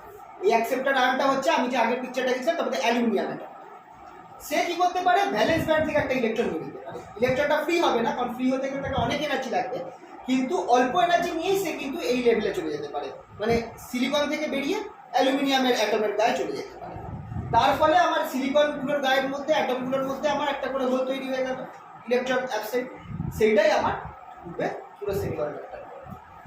সিমিলারলি এন টাইপে আমরা কি দিচ্ছি, একটা এমন পেন্ট্রাভ্যালেন্ট দিচ্ছি যেটার এক্সট্রা ইলেকট্রন রয়েছে, যেটা খুবই লুজলি পাবো। এটাকে দেখাবার জন্য আমি কি করবো, কন্ডাকশন ব্যান্ডের কাছে আমি একটা এনার্জি লেভেল দেবো। এটা হচ্ছে energy level of donor ion. এইখানে একটা ইলেকট্রন রয়েছে, কোন ইলেকট্রন বলতো, এই এক্সট্রা ইলেকট্রন, ফসফরাসের মধ্যে যে এক্সট্রা ইলেকট্রনটা ছিল, সেই ইলেকট্রনটা এই এনার্জি লেভেল ডোনার আয়নের মধ্যে রয়েছে। এইটা যেহেতু কন্ডাকশন ব্যান্ডের কাছে রয়েছে, এ কিন্তু ইজিলি থেকে ফ্রি হয়ে যাবে। তারপর তাই হচ্ছে, ফসফরাসের যে এক্সট্রা ইলেকট্রনটা ছিল সেটা কিন্তু এনার্জি বাইরে বেরিয়ে গিয়ে ফ্রি হয়ে যাচ্ছে, তার মানে সেটা কন্ডাকশন ব্যান্ডের কাছে রয়েছে। এখানে কিন্তু ফ্রি ইলেকট্রন আসছে, কিন্তু হোলস ক্রিয়েট হচ্ছে, কারণ এই অ্যাকসেপ্টর আয়নের যে লেভেলটা রয়েছে, বা অ্যাকসেপ্টর আয়নটা সেই ইলেকট্রনটাকে টেনে নিচ্ছে, তার ফলে হোলস ক্রিয়েট হচ্ছে। এখানটায় এক্সট্রা ইলেকট্রন রয়েছে ওই ডোনার আয়নের কাছে, ডোনার অ্যাটমের কাছে। এটাকে অ্যাটমই বলি, আর ভাগ করার জন্য, কারণ সে কি করছে, সে তার এনার্জি, সেই ইলেকট্রনটাকে সে বার করে দিচ্ছে, মানে ফ্রি ইলেকট্রন বানিয়ে দিচ্ছে, মানে সেই ইলেকট্রনটা কন্ডাকশন ব্যান্ডে চলে যাচ্ছে। এইটা হচ্ছে পি টাইপ আর এন টাইপের মেইন পিকচার। কিভাবে পি টাইপ আর এন টাইপের, খেয়াল রাখবে ডিফারেন্সটা, এই দুটো এনার্জি লেভেল। এই পি টাইপের ক্ষেত্রে ভ্যালেন্স ব্যান্ডের কাছে কোনো হোলস ফর্ম করতে হবে, হোলস তখনই ফর্ম হবে যদি আমার ভ্যালেন্স ব্যান্ড থেকে একটা ইলেকট্রন এখানে, আর হোলস সবসময় ভ্যালেন্স ব্যান্ডই থাকে। আর ইলেকট্রন ফ্রি ইলেকট্রন সবসময় কন্ডাকশন ব্যান্ডে থাকে, এটা মাথায় রাখবে। তাই এন টাইপে যেহেতু ফ্রি ইলেকট্রন বেশি থাকবে, তাই আমার এই লাইনটা কন্ডাকশন ব্যান্ডের কাজ করে যাবে। মনে থাকবে তো এই পার্টটা? তাহলে এই অবধি ছিল হচ্ছে আমাদের নর্মাল সেমিকন্ডাক্টরের কেসটা। আশা করছি এই অবধি কারোর কোনো অসুবিধা নেই। এবার সেমিকন্ডাক্টর আমরা ক্রিয়েট করবো কী করে? অবভিয়াসলি এটার অনেক প্রসেস আছে, হিটিং করে মানে গ্রোথ করে, মানে এন টাইপের ভেপার্সের ওপর একটা পি টাইপ সেমিকন্ডাক্টরকে ইয়ে করা হয়, মানে হিট করা হয়। তো তাতে হয় কি, ওই একটা লেয়ার বসে যায়, এন টাইপ সেমিকন্ডাক্টর গায়ে একটা পি টাইপের লেয়ার বসে যায়। এরকম নানা প্রসেস আছে। তো এইভাবে মোদ্দা কথা আমরা করছি কি, পি টাইপ আর একটা যে সেমিকন্ডাক্টর ডায়োড বলি বা জাংশন ডায়োড বলি, সেটা হচ্ছে একটা পি টাইপ আর একটা একটা এন টাইপ সেমিকন্ডাক্টরের কম্বিনেশন, একটা স্যান্ডউইচ।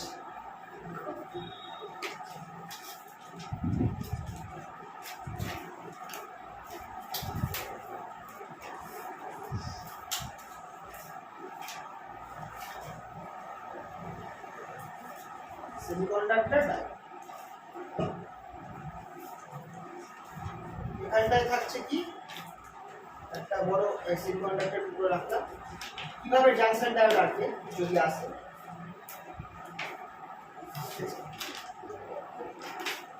এটা হচ্ছে আমাদের জাংশনটা, এই সাইডটা হচ্ছে পি টাইপ সে, আর এই সাইডটা হচ্ছে এন টাইপ। আচ্ছা, এবার খেয়াল রাখবে, যখন ছবিটা আঁকবে তখন আমার পি টাইপে কি থাকে, পি টাইপের মধ্যে থাকে হচ্ছে হোলস থাকে, আর থাকে নেগেটিভলি চার্জ অ্যাকসেপ্টার আয়ন্স। তাহলে আমি এখানটায় বড় বড় মাইনাস আঁকব।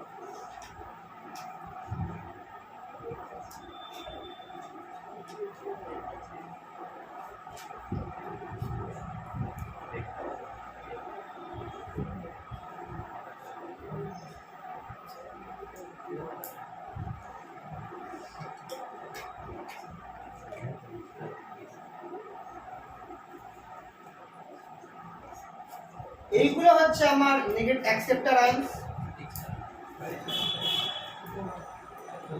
আর যেরকম যেরকম অ্যাকসেপ্টার আয়ন্স আছে সেরকম সেরকম কিছু কিছু আমি হোলস আছে। এগুলো হচ্ছে আমার হোলস, যা হচ্ছে মেজরিটি ক্যারিয়ার। কিছু পরিমাণ এবার এইখানটায় কিছু পরিমাণ ইলেকট্রনসও থাকে, এটাই যারা হচ্ছে মাইনরিটি ইন পি টাইপ। খেয়াল রাখবে, হোলস হচ্ছে majority in an type, P টাইপের মেজরিটি হচ্ছে হোলস, আর ইলেকট্রনস হচ্ছে minority. On the other hand N টাইপের মধ্যে আমার ম্যাক্সিমাম ইলেকট্রনস থাকে, আর কিছু হোলসও থাকতে পারে। হোলসগুলো হচ্ছে মাইনরিটি ইন এন টাইপ,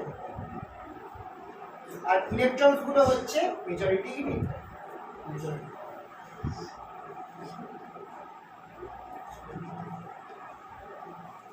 এই পজিটিভ গুলো হচ্ছে আমার কি, এইগুলো হচ্ছে আমার ডোনার আয়ন্স, এইগুলো হচ্ছে আমার ডোনার আয়ন্স।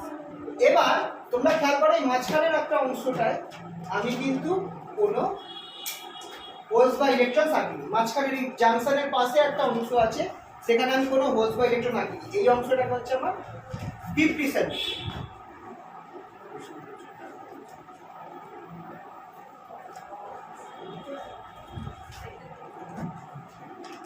তাহলে এবার কিভাবে জিনিসটা ফর্ম হচ্ছে সেটা দেখো। যখন আমার পি টাইপ আর এন টাইপের মধ্যে র্যান্ডম ইলেকট্রনস আর হোলস কিন্তু ঘোরাফেরা করছে নিজেদের, তার মানে হয় কি, যখনই চান্স আছে যেটা র্যান্ডম কিন্তু মুভ করবে, আগে পিছিয়ে যাবে। যখন তুমি দুজনকে জয়েন করবে তখন হবে কি, জাংশনের কাছে যতগুলো হোলস আর ইলেকট্রনস আছে তারা সবার আগে কম্বাইন করবে। এবার যেহেতু এই সাইডের হোলস আর এই সাইডের ইলেকট্রনসগুলো র্যান্ডম মুভ করছে, এমন কিন্তু হওয়া উচিত একটা টাইমে এই সাইডের সব ইলেকট্রনস আর এই সাইডের সব হোলসগুলো এক জায়গায় মিলে শেষ হয়ে গেল, কিছুই থাকলো, বা হয়তো কিছু পরিমাণ হোলস রয়ে গেল বা কিছু পরিমাণ ইলেকট্রন রয়ে গেল, ডিপেন্ডিং আপন দ্য কনসেন্ট্রেশন। এটা হওয়া উচিত, কিন্তু তা হয় না। দেখা যায় এই জাংশনের কাছের একটা অংশ, এইখানটায় শুধুমাত্র আমার ইলেকট্রনস বা হোলস থাকে, এই যেটাকে আমরা বলি ডিফিউশন রিজন। কিন্তু তারপর এই সাইডে হোলস থেকে যায় আর এই সাইডে ইলেকট্রনস থেকে যায়। এই ইলেকট্রনস আর এই হোলসগুলো কিন্তু জাংশনকে আর ক্রস করতে পারে না। কেন পারে না?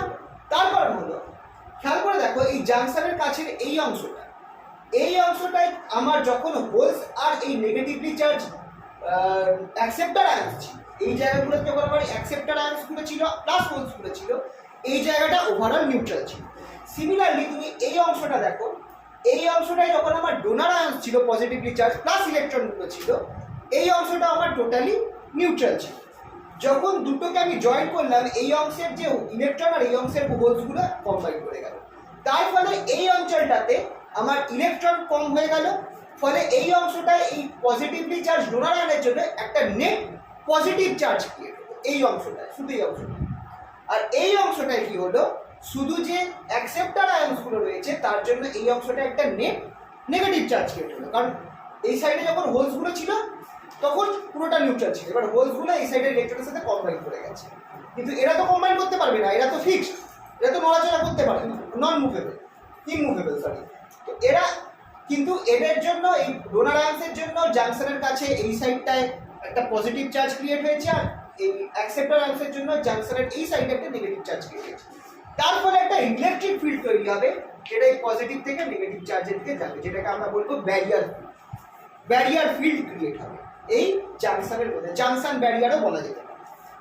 এবার ইলেকট্রিক ফিল্ড যখন তৈরি হয়েছে, যদি একটা হোল কোনোভাবে আমার এই ডিপ্লিশন রিজনে ঢুকে যায়, ইলেকট্রিক ফিল্ডটা তার উপর কোন দিকে, হোলস কিন্তু পজিটিভলি চার্জ, ইলেকট্রিক ফিল্ডটাকে কি করবে, কোন দিকে ধাক্কা দেবে, ওই দিকে না এই দিকে? যখন একটা হোল এই রিজনে ঢুকবে, এখানে একটা তো ইলেকট্রিক ফিল্ড তৈরি হয়ে রয়েছে যেটা রাইট টু লেফট যাচ্ছে, হ্যাঁ মানে এইদিকে ভালো করে দেখতে পারো, ইলেকট্রিক ফিল্ডের এই ডাইরেকশন, হোলস পজিটিভলি চার্জ, সে যদি এখানে চলে যায়, হোলটা তাহলে কি এইদিকে এন টাইপের দিকে চলে যাবে না পি টাইপের দিকে যাবে? পি টাইপের দিকে, এই দিকে ধাক্কা দেবে।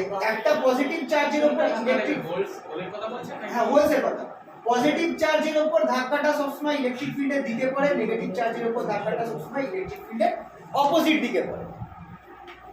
ইলেকট্রিক একটা পজিটিভ চার্জের উপর ফোর্স সবসময় ইলেকট্রিক ফিল্ডের দিকে পড়বে, যেদিকে ইলেকট্রিক ফিল্ডটা রয়েছে ডাইরেকশন, সেই দিকেই পজিটিভ চার্জের উপর ফোর্সটা পড়বে। নেগেটিভ চার্জের উপর ইলেকট্রিক ফিল্ডের উল্টো দিকে ফোর্স পড়বে।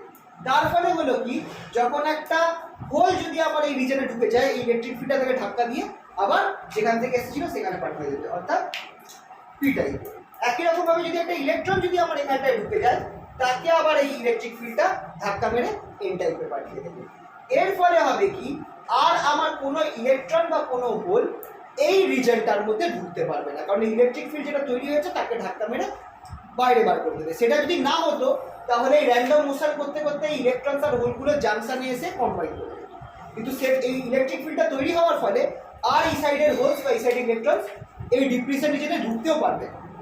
তার ফলে এই রিজনটাতে আর কোনো মানে মুভেবল চার্জ থাকবে না, ফলে এটাকে আমরা ডিপ্রেশন রিজন তৈরি হবে। এটা কিন্তু খুব ইম্পর্টেন্ট, যে ডিপ্রেশন রিজন কিভাবে তৈরি হচ্ছে, প্রশ্ন আসছে ফরমেশন অফ ডিপ্রেশন। তো এই ব্যাপারটা বোঝাতে হবে, জয়েন করার সময় এই সাইডের হোলস এই সাইডের ইলেকট্রন কম্বাইন করে যাওয়া গেল, এই সাইডটা পার্সিয়াল পজিটিভ চার্জ ক্রিয়েট হলো, এই সাইডটা পার্সিয়াল নেগেটিভ চার্জ ক্রিয়েট হলো, একটা এরকম ইলেকট্রিক ফিল্ড চলে এলো। এই ইলেকট্রিক ফিল্ডটা কি করলো, ডিফিউশন অফ আয়ন্স। ঠিক আছে, দেখবে এগুলো লেখা রয়েছে, ডিপ্রেশন রিজন বলে আমি প্রায় হেডিং দিয়ে অনেকটা লিখে রেখেছি।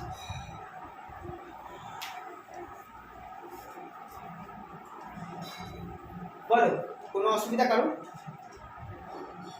আচ্ছা, এবার কি হবে, এবার আসছে সেমিকন্ডাক্টর বায়াসিং। যখন আমি সেমিকন্ডাক্টরটাকে বায়াসিং করবো, মানে পজিটিভ আর নেগেটিভ চার্জ আমি ব্যাটারির সাথে কানেক্ট করবো, তখন কি হবে, পিকচারটা বুঝলাম।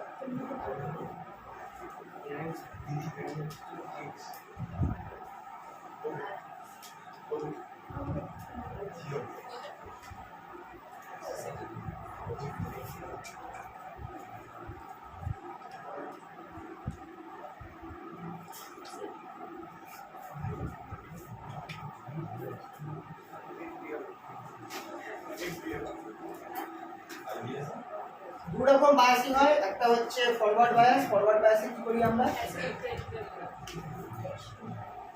ফরওয়ার্ড বায়াসিং এ আমরা ডায়োডটার, আচ্ছা ডায়োডের সার্কিট সিম্বল এটা তো তোমরা জানোই। ব্যাটারির পজিটিভটাকে পি সাইডের সাথে আটকাই কানেক্ট করি, আর ব্যাটারির নেগেটিভটাকে এন সাইডের সাথে। এটা হচ্ছে ফরওয়ার্ড বায়াস। ফরওয়ার্ড বায়াসে হয় কি, ডিপ্লিশন, যেহেতু তোমার এই যে আমার ডায়োডটা ছিল এই সাইডে পি আর এই সাইডে এন, আমার তুমি এই দেখো এই সাইডে যখন তুমি পজিটিভটা দিয়েছো, তার ফলে এই সাইডে যতগুলো হোলস আছে তারা কোন দিকে ধাক্কা খাবে, এন সাইডের দিকে ধাক্কা খাবে। আর এন সাইডে যতগুলো ইলেকট্রনস রয়েছে তারা পি সাইডের দিকে ধাক্কা খাবে। এর ফলে কি হবে, যে ডিপ্লিশন রিজনটা আগে এই এতটা জায়গায় ছিল, এখন সেটা কি হবে, শ্রিঙ্ক করে যাবে, ডিপ্লিশন রিজনটা ছোট হয়ে যাবে। যখন আমরা করব কি, যখন আমরা ফরওয়ার্ড বায়াস করব তখন হবে কি, ডিপ্লিশন রিজনটা ছোট হতে থাকে, হতে হতে একটা টাইমে যদি আমি ভোল্টেজটা অনেক বাড়িয়ে দিই, এই ডিপ্লিশন রিজনটা প্রায় শেষ হয়ে যাবে। তখন এই সাইডের হোলস আর এই সাইডের ইলেকট্রনসগুলো কি হবে, জাংশনে গিয়ে মানে মিশতে শুরু করবে, কম্বাইন করতে শুরু করবে। আর কারেন্টের ফ্লোটা কি হয় সেটা একটু জেনে রাখো। এই পয়েন্টটা হচ্ছে, এখানে দেখো একটা তার রয়েছে, তারের সাথে সেমিকন্ডাক্টর কানেক্টেড, তারের মধ্যে কেবলমাত্র ইলেকট্রন ফর্ম হবে, ঠিক আছে। তো এই পয়েন্টে যখনই একটা হোল আর একটা, এটা দেখবে ক্লাস 12 এর বইতে খুব ভালো বোঝানো আছে, একটা ইলেকট্রন আর একটা হোল যেমনি কম্বাইন করে যায়, তখন এই মেটালের অংশটায় একটা, এই মেটাল আর সেমিকন্ডাক্টর জাংশনে একটা হোল ইলেকট্রন ঢুকে। এবার হোল কিন্তু তারের মধ্যে দিয়ে যেতে পারবে না, হোলটা আমার সেমিকন্ডাক্টরের মধ্যে তৈরি হয়ে এইদিকে চলে যায়, আর ইলেকট্রনটা আমার এই তারের মধ্যে দিয়ে ব্যাটারির পজিটিভে যায়। তো ইলেকট্রন যদি আমার এই দিকে এরম যায়, তাহলে কারেন্ট কোন দিকে ফ্লো হবে, উল্টো দিকে। কারেন্টটা খেয়াল করো আমার এই দিকে। এবার হোলসগুলো খেয়াল করো আমার মাঝখানে যাচ্ছে জাংশনের দিকে, হোলসগুলো হচ্ছে পজিটিভলি চার্জ, কারেন্ট সবসময় পজিটিভ চার্জের দিকে ফ্লো করবে, তাহলে ভেতরে কারেন্টটা ফ্লো করছে আমার এইখানে গিয়ে ইলেকট্রনস আর হোল কম্বাইন করে যায় নর্মালি এই জাংশন। যখনই একটা ইলেকট্রন জাংশনে কম্বাইন করবে, এই পয়েন্টে কি হবে, আমার একটা নতুন করে ইলেকট্রন যোগ হবে, তারের মধ্যে দিয়ে একটা ইলেকট্রন ঢুকে কি হবে, সেমিকন্ডাক্টরের মধ্যে ঢুকবে। তো তারের মধ্যে থেকে একটা ইলেকট্রন কম হলে তারটা সেই এক্সট্রা ইলেকট্রন কোথা থেকে নেবে, এই যে ব্যাটারির যে নেগেটিভ পার্টটা আছে সেখান থেকে সে একটা ইলেকট্রন বার করবে। তারপরে ইলেকট্রনগুলো কোন দিকে ফ্লো করছে, এই দিকে ফ্লো করছে। ইলেকট্রনগুলো এইদিকে ফ্লো করা মানে কারেন্ট কোন দিকে ফ্লো করছে, উল্টো দিকে ফ্লো করছে। তাহলে এইভাবে দেখো কারেন্টের ফ্লোটা হচ্ছে। তো মোদ্দা কথা, ফরওয়ার্ড বায়াস যখন রয়েছে তখন কিন্তু semiconductor will conduct, diode will conduct.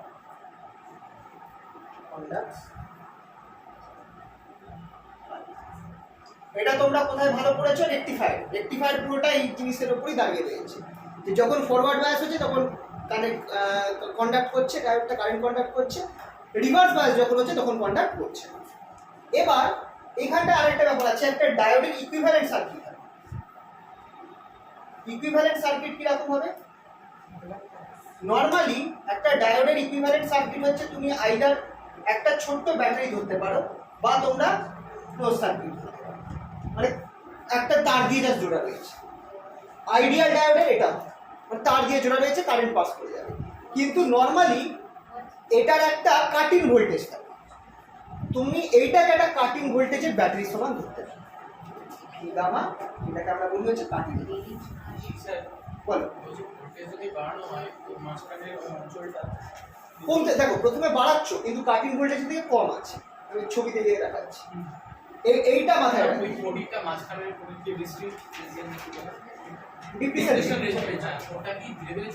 হতে হতে শেষ হয়ে যাবে। আমি দেখাচ্ছি, ছবিতে দেখাচ্ছি। তো এইটা খেয়াল রাখবে, একটা ডায়োডকে তুমি এইভাবে দেখাতে পারো, কাটিং ভোল্টেজের একটা ব্যাটারি লাগানো রয়েছে, এই সাইডটা প্লাস এই সাইডটা প্লাস এই সাইডটা মাইনাস, বা একটা এরকম ক্লোজ সার্কিট রয়েছে, এটাকে আমরা বলতে পারি ক্লোজ, মানে জাস্ট একটা তার দিয়ে তুমি দুটো পয়েন্টকে আটকে রেখেছো। এটা তার মানে কারেন্ট যাতে ফ্লো করতে পারে, কন্ডাক্টিং অবস্থা। এটা যদি আমি এখানটা তারটা না রাখতাম তাহলে এটা ওপেন সার্কিট, এটা শর্ট সার্কিটও বলা হয়, ক্লোজ সার্কিট বা শর্ট সার্কিটও বলা হয়, ঠিক আছে। তো এইটা হচ্ছে ইকুইভ্যালেন্ট সার্কিট অফ ডায়োড। দ্বিতীয় জিনিস হচ্ছে, ডায়োডটাকে আমি কখন বলবো ফরওয়ার্ড বায়াসে আছে, পিটা যদি আমার হায়ার পোটেনশিয়ালে থাকে তাহলেই ফরওয়ার্ড বায়াস, ঠিক আছে। আচ্ছা একটু গ্রাফটা দেখি, আচ্ছা বললাম এইটা বরঞ্চ লিখে রাখতে পারো, কারণ এই জিনিসটা একটু আমি কাজে লাগে। ব্যাটারি পজিটিভ ছিল যুক্ত হলে হ্যাঁ ব্যাটারি কোনটা বলছো বলো Battery ফরওয়ার্ড মানে পিটা তোমার হাই পোটেনশিয়াল এইটা বড় দেখাচ্ছি বলছি এক্সাম এটা বুঝতে পারি কি বুঝতে পারি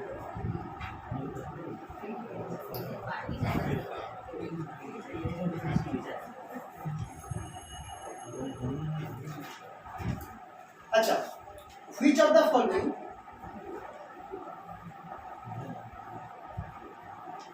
are in forward bias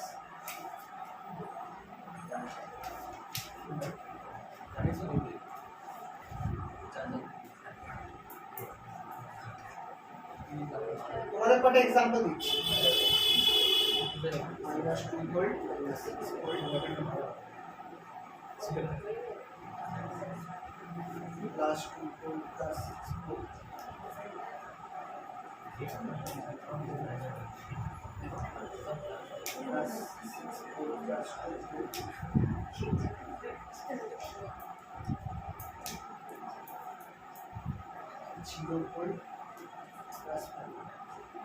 এখানে তিনটে যে আমি ছবি আঁকলাম এই তিনটে ছবির মধ্যে কোন কোনটা ফরওয়ার্ড বায়াস আছে কোন কোনটা রিভার্স বায়াস আছে কি বলবো সেকেন্ড রিভার্স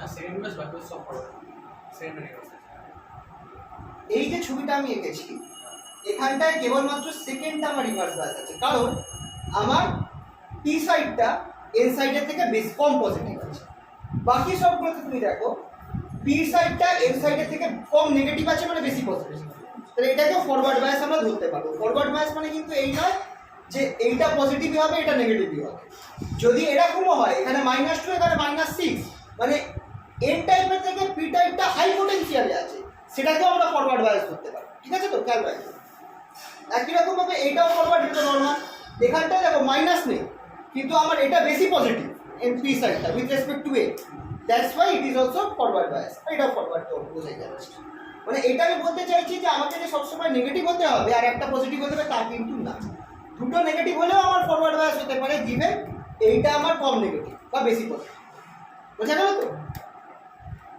আরেকটা আঁক দিচ্ছি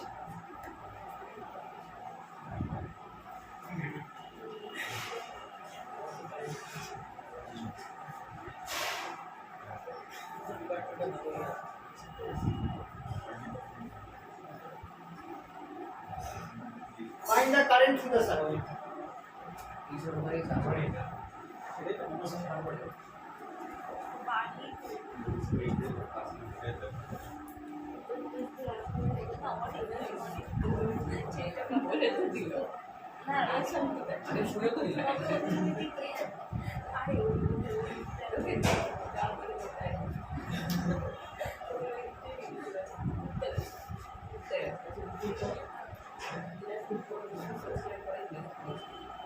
এই সার্কিটের মধ্যে দিয়ে কারেন্ট ফ্লো করছে সেটা কত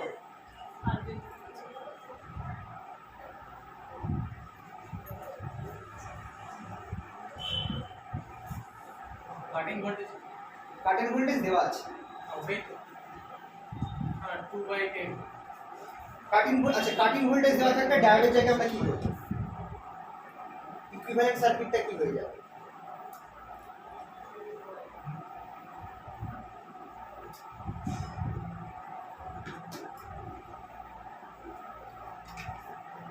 এবার দেখো এবার কি এখানে একটা ব্যাটারি নিয়ে এসেছি এবার তুমি নরমাল তোমাদের যে ছোটবেলাকার যে কারচপ ল ছিল সেটা ইউজ করবে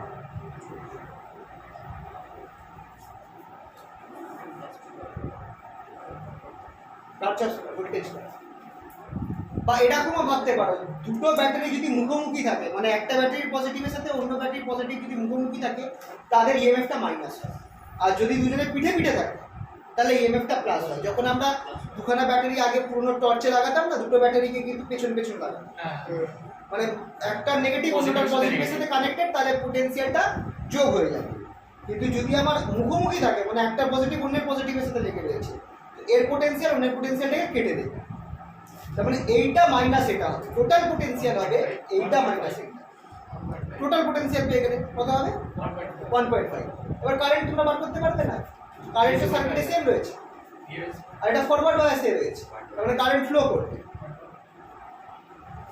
তাহলে কত হবে V = IR I equal to V by আর।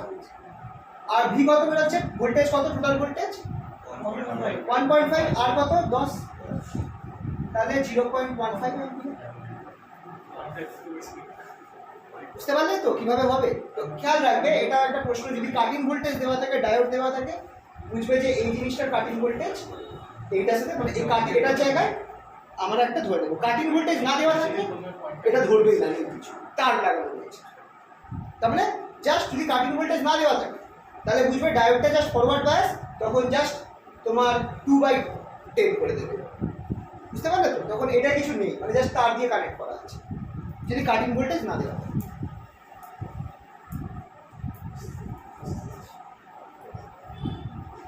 সেটা সবার এবার হচ্ছে কি,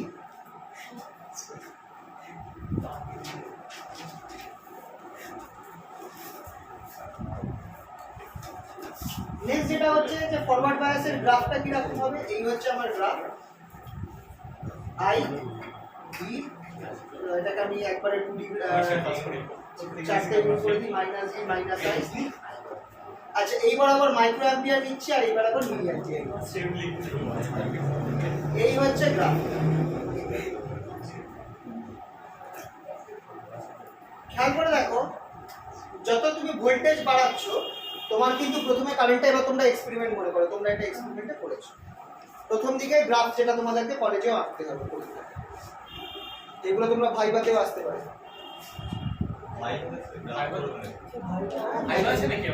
যদি হয় ভাইবা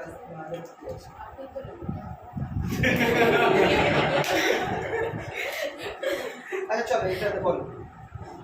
এই জায়গাটা দেখো, এই পয়েন্টগুলো যেগুলো রয়েছে এখানটায় কিন্তু আমার ভোল্টেজ বাড়ালেও কারেন্ট বাড়ছে। তার মানে এই প্রথম তাই ছিল, প্রথমে আমরা যখন রিডিং নিয়েছিলাম খেয়াল করো, আমি বলেছিলাম যে 0.1 0.2 0.3 জিরো পাবো, 0.5 থেকে কারেন্ট পাওয়া শুরু করছি। এই জায়গাটা যেখান থেকে কারেন্ট পাওয়া শুরু করছি এটাই হচ্ছে আমার কারেন্ট। কাটিং ভোল্টেজ কোনটা বোঝা গেল তো? যে পয়েন্ট থেকে ফার্স্ট কারেন্ট পাওয়া শুরু হচ্ছে, যে পয়েন্ট অব্দি লাস্ট জিরো ছিল, এটাকেই আমরা বলছি হচ্ছে কাটিং। ভি গামা দিয়ে রিপ্রেজেন্ট করা। তারপর কি হয়, তারপর কারেন্টটা খুব ফাস্ট বাড়ে, তারপর ভোল্টেজ প্রায় চেঞ্জ হয় না, 0.6 থেকে 0.7 আমার কিন্তু খুব ফাস্ট কারেন্ট বেড়ে যায়, প্রায় 5 থেকে 15 milliampere, 20 milliampere, 25 milliampere বাড়ে। রিভার্সে আমরা নর্মালি পাই না, কিন্তু মাইক্রো খুবই ভালো কারেন্ট কোয়ালিটির ডায়োড থাকলে আমরা এরকমটা পাওয়া উচিত। প্রথমে আমরা 0 পাবো, আর এটা মাইক্রো অ্যাম্পিয়ারে পাচ্ছি। তখন একটা পার্টিকুলার পয়েন্টে গিয়ে, যেটাকে বলা হয় জেনার ভোল্টেজ বা ব্রেকডাউন ভোল্টেজ বা জেনার ভোল্টেজ, ব্রেকডাউনই বলা হয় ভোল্টেজ, এই ভোল্টেজে গিয়ে হুট করে আমার কারেন্ট বেড়েছে, হুট করে গিয়ে কারেন্ট বেড়ে যায়। এটা কোথায় হয়? এটা রিভার্স বায়াস। রিভার্স বায়াসটা কি? রিভার্স বায়াস হচ্ছে যখন আমি পিএনটাকে আমি উল্টো করে কানেক্ট করছি, মানে এনটাকে পজিটিভের সাথে কানেক্ট করছি আর পিটাকে নেগেটিভের সাথে কানেক্ট করছি, এনটাকে পজিটিভ আর পিটাকে নেগেটিভের সাথে কানেক্ট করছি। এটার ক্ষেত্রে কি হয় বলো তো? এটার ক্ষেত্রে যেহেতু আমার, আর এটা পি এটা এ, এটার ক্ষেত্রে যেহেতু তুমি পিটাকে নেগেটিভের সাথে কানেক্ট করেছো, পিতে যতগুলো হোলস রয়েছে, হোলসগুলো আমার কি হবে, আমার বাইরের দিকে সরতে চাইবে, আমার ইলেকট্রনসগুলো যত আছে সেগুলো আমার এই দিকে, মানে এই সাইডে সরতে চাই। তারপরে হবে কি, ডিপ্রিশন রিজনটা বড় হয়ে যাবে। ডিপ্রিশন রিজনটা আমার এই ক্ষেত্রে কি হবে, বড় হয়ে যাবে। কখন? যখন আমরা রিভার্সে রাখবো। রিভার্সে নর্মালি কারেন্ট ফ্লো করবে, রিভার্সের আইডিয়াল কেস হচ্ছে যে কোনো কারেন্ট ফ্লো হবে, কিন্তু দেখা যায় যে একটা হাই ভোল্টেজ দিয়ে দিলে, যেটাকে ব্রেকডাউন ভোল্টেজ বলা হয়, হুট করে আমরা বিশাল পরিমাণ কারেন্ট পাই। এই কারেন্টটা পাওয়ার পেছনে কটা কারণ আছে। কী কী কারণ আছে? ফার্স্ট অফ অল হচ্ছে, এটাকে আমরা দুরকম ব্রেকডাউন দিয়ে দেখবে, লেখা রয়েছে অ্যাভালাঞ্চ ব্রেকডাউন আর জেনার ব্রেকডাউন। প্রশ্ন আসে 2 নম্বরে, what is avalanche breakdown and what is Zener, যেটা রিভার্স বায়াসে ফরওয়ার্ড বায়াস ফরওয়ার্ড বায়াসের ক্ষেত্রে হয়, ফরওয়ার্ড বায়াসে হবে, একমাত্র রিভার্সে। আচ্ছা, আরেকটা জিনিস আছে, তোমরা যদি খেয়াল করো এই পিকচারটায় দেখো, তোমাকে যদি আমি রেজিস্ট্যান্স বার করতে বলি, তোমার কিন্তু রেজিস্ট্যান্স আলাদা আলাদা পয়েন্টে আলাদা আলাদা বেরোবে। তুমি যদি এই পয়েন্টে রেজিস্ট্যান্স পাবো তাহলে তোমার রেজিস্ট্যান্স একরকম বেরোবে, এই পয়েন্টে যদি রেজিস্ট্যান্স পাবো তখন রেজিস্ট্যান্স আরেক রকম বেরোবে। আলাদা আলাদা পয়েন্টে কিন্তু রেজিস্ট্যান্স আলাদা রকম হবে, ঠিক কি? তো রেজিস্ট্যান্স কিন্তু ফিক্সড নয়। ডায়োডের ক্ষেত্রে এটা তোমরা গ্রাফেও তোমরা দেখবে, তোমরা যখন প্র্যাকটিক্যালের গ্রাফে যখন তোমরা রেজিস্ট্যান্স বার করবে, যে যেমন কারেন্ট চয়েস করবে সেই রকম তাদের রেজিস্ট্যান্স আলাদা বেরোবে। যদি কেউ 0.5 অ্যাম্পিয়ার কারেন্টের রেজিস্ট্যান্স বার করতে চায় তার রেজিস্ট্যান্স অনেক বড় করবে। যে 2 অ্যাম্পিয়ারের রেজিস্ট্যান্স, 2 মাইক্রো অ্যাম্পিয়ারের মিলি অ্যাম্পিয়ারের রেজিস্ট্যান্স বার করবে তার রেজিস্ট্যান্স অনেক কম বেরোবে। মানে যত আমার কারেন্টটা তুমি উপরের দিকে নিয়ে যাচ্ছ তোমার রেজিস্ট্যান্সটা কি হচ্ছে তত কমে যাচ্ছে। বুঝতে পারলে তো? তো এইটাকে আমরা বলছি ডাইনামিক রেজিস্ট্যান্স। ডাইনামিক রেজিস্ট্যান্স যেটা হচ্ছে RAC equals to delta V by delta I। RAC যেটা সেটা আমার ফাংশন অফ কারেন্টের ফাংশন। কারেন্টের সাথে সাথে কিন্তু তোমার রেজিস্ট্যান্স চেঞ্জ হবে।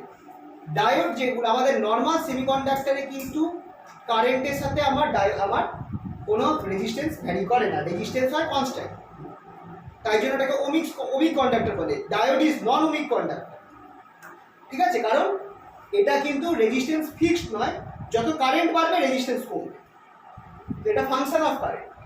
তাই জন্য এটাকে আমরা বলছি ডাইনামিক রেজিস্ট্যান্স, কারণ এটা চেঞ্জ হয়ে যাচ্ছে। গ্রাফে যত তুমি উপরের দিকে উঠবে তোমার রেজিস্ট্যান্স আলাদা পয়েন্টে আলাদা হবে।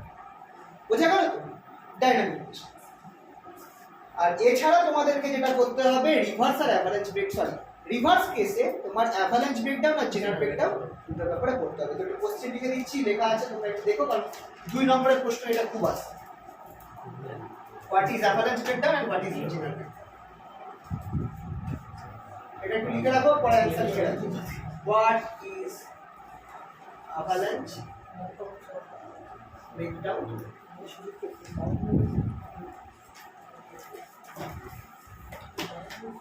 and reverse general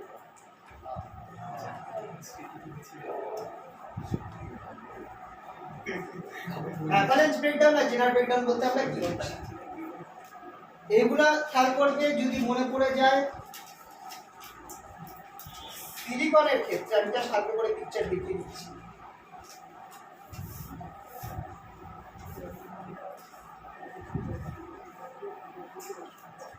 এই যে সিলিকন ডায়োডগুলো, আচ্ছা খেয়াল করো, আমার ডায়োডটার মধ্যে কিছু পরিমাণ ইলেকট্রনস কিন্তু রয়েছে,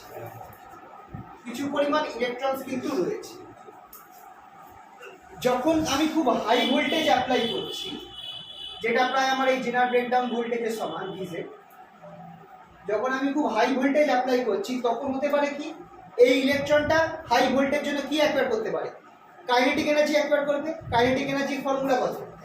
কি kinetic energy equals to charge into voltage, মনে পড়ছে ফর্মুলা? কাইনেটিক এনার্জি হচ্ছে চার্জ ইনটু ভোল্টেজ। যত ভোল্টেজ বাড়বে চার্জ তো ফিক্সড, ভোল্টেজ যত বাড়বে কাইনেটিক এনার্জি বাড়বে। যখন আমি হাই কাইনেটিক ভোল্টেজ অ্যাপ্লাই করেছি, এ এত বেশি কাইনেটিক, একটা বাইরে যে ফ্রি ইলেকট্রন আছে সে এত বেশি কাইনেটিক এনার্জি পেয়ে যাবে যে সে ধাক্কা মেরে এই যে বন্ডটা আছে বন্ডটাকে ভেঙে দেবে। সেই বন্ডটা ভেঙে গেলে সেই ইলেকট্রনগুলো কাইনেটিক এনার্জি পেয়ে যাবে। তারা কি করবে? তারা আরো দুটো বন্ডকে ভাঙবে, এরকম করে মানে একটার পর একটা। ধরো দুটো ইলেকট্রন বেরোলো, তারা দুটো বন্ড ভাঙলো, 4টে ইলেকট্রন বেরোবে। সেই 4টে ইলেকট্রন 4টে বন্ডকে ভাঙবে, 8টা ইলেকট্রন বেরোবে। 8টা ইলেকট্রন 16টাকে, আর 8টা বন্ড ভাঙবে, 16টা ইলেকট্রন বেরোবে। তো এইভাবে হচ্ছে কি অ্যাভালাঞ্চ কন্ডিশন ক্রিয়েট হচ্ছে। অ্যাভালাঞ্চ হচ্ছে কথাটা ওই ধস নামায়, বরফ পড়ার ওটা, যে তুমি একটা ওই যেটা কার্টুনে আমরা দেখতাম যে একটা ছোট্ট বরফের গোলা ফেলে দিত, ওটা যেতে যেতে বিশাল বড় হয়ে গেল, সেই ব্যাপার আর কি, যে কিউমুলেটিভলি ইনক্রিজ হচ্ছে। এই টাইপের ব্রেকডাউনকে আমরা বলি হচ্ছে অ্যাভালাঞ্চ। জেনারেল ব্রেকডাউন হচ্ছে যে তোমার এই হাই ভোল্টেজ অ্যাপ্লাই করার জন্য বাইরে থেকে কোনো ইলেকট্রনের দরকার নেই, এত বেশি ভোল্টেজ অ্যাপ্লাই করা হয়েছে যে এই ইলেকট্রনগুলো আর বন্ডের মধ্যে থাকতে পারলো না, বন্ড ভেঙে বাইরে বেরিয়ে চলে গেল, সেটাকে আমরা বলবো হচ্ছে জেনারেল ব্রেকডাউন। দুটো ব্রেকডাউনই সাইমালটেনিয়াসলি ডায়োডের মধ্যে হতে পারে রিভার্স বায়াস, আর এর ফলেই আমরা কারেন্টটা। বলো এই অবধি কারণ কোনো অসুবিধা? এবার তোমাদের এই যে ডায়োডটা রয়েছে, নর্মাল ডায়োডে রিভার্সে আমরা কিন্তু হিসাব মতো কারেন্ট পাই। নর্মাল ডায়োডে কারণ যে কারেন্টটা পাওয়া যায় ওটা কিন্তু মাইক্রো অ্যাম্পিয়ার অর্ডারে, খুবই কম। এবার এইটার জন্য যে রিভার্সে কারেন্ট পাওয়ার জন্য স্পেশালি মানে হাইলি ডোপ করে মানে বেশি পরিমাণ ইম্পুরিটি অ্যাড করে করা হয় একটা অন্যরকম ডায়োড তৈরি করা হয়, যেটাকে আমরা বলি হচ্ছে জেনার ডায়োড। জেনার ডায়োডটা স্পেশালিটি, ওটা পুরো নর্মাল ডায়োডের মতোই কাজ করে, কিন্তু ওর রিভার্সের গ্রাফটা পাই মিলি অ্যাম্পিয়ারে পাই। খেয়াল করে দেখো, তোমরা করেছো জেনারে আমরা কিন্তু রিভার্সের গ্রাফটা পেয়েছি মিলি অ্যাম্পিয়ারে, মানে যখন ব্রেকডাউন হবে জেনারে তখন কিন্তু আমি মিলি অ্যাম্পিয়ার অর্ডারে কারেন্ট পাই, যেটা আমি নর্মাল ডায়োডে পাচ্ছি না। নর্মাল ডায়োডে ব্রেকডাউন হলে মাইক্রো অ্যাম্পিয়ার, খুবই কম, 1000 গুণ কম, কিন্তু জেনার ডায়োডে আমরা মিলি অ্যাম্পিয়ার অর্ডারে কারেন্ট পাই। তো জেনার ডায়োড খুবই ইম্পর্টেন্ট। ওটার মধ্যেও তোমার ব্রেকডাউনটাই পার্টিকুলারলি দেখতে হবে। এই দুটো ব্রেকডাউন প্রশ্নই আসে, দেখবে লেখা রয়েছে। জেনার ডায়োডের পিকচারটা এরকম হয়, একটা জেডের ছবি এঁকে দিতে হবে ডায়োডের মধ্যে, এটা আমার পি আর এটা আমার এন।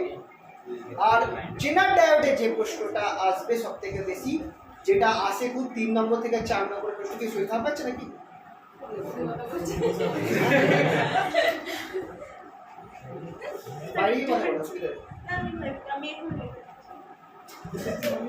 তো এবার ব্যাপারটা হচ্ছে কি যে জেনার ডায়োডের ক্ষেত্রে তোমরা যে প্রশ্নটা খুব বেশি আসে সেটা হচ্ছে, এটা করে ছেড়ে দিচ্ছি, আমি বুঝতে পারছি সকলে। জেনার ডায়োড থেকে যে প্রশ্নটা খুব আসে, আর এটা 3 থেকে 4 নম্বরের প্রশ্ন আসতে পারবে, দেখবে কি লেখা রয়েছে, Zener diode as voltage regulator.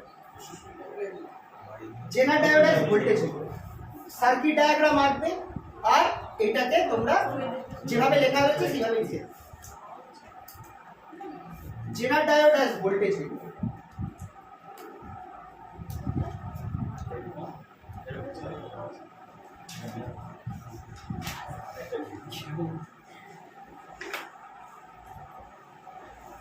কি হচ্ছে এটার জন্য তোমাকে আমি এরকম বলছি যে আমার কাছে একটা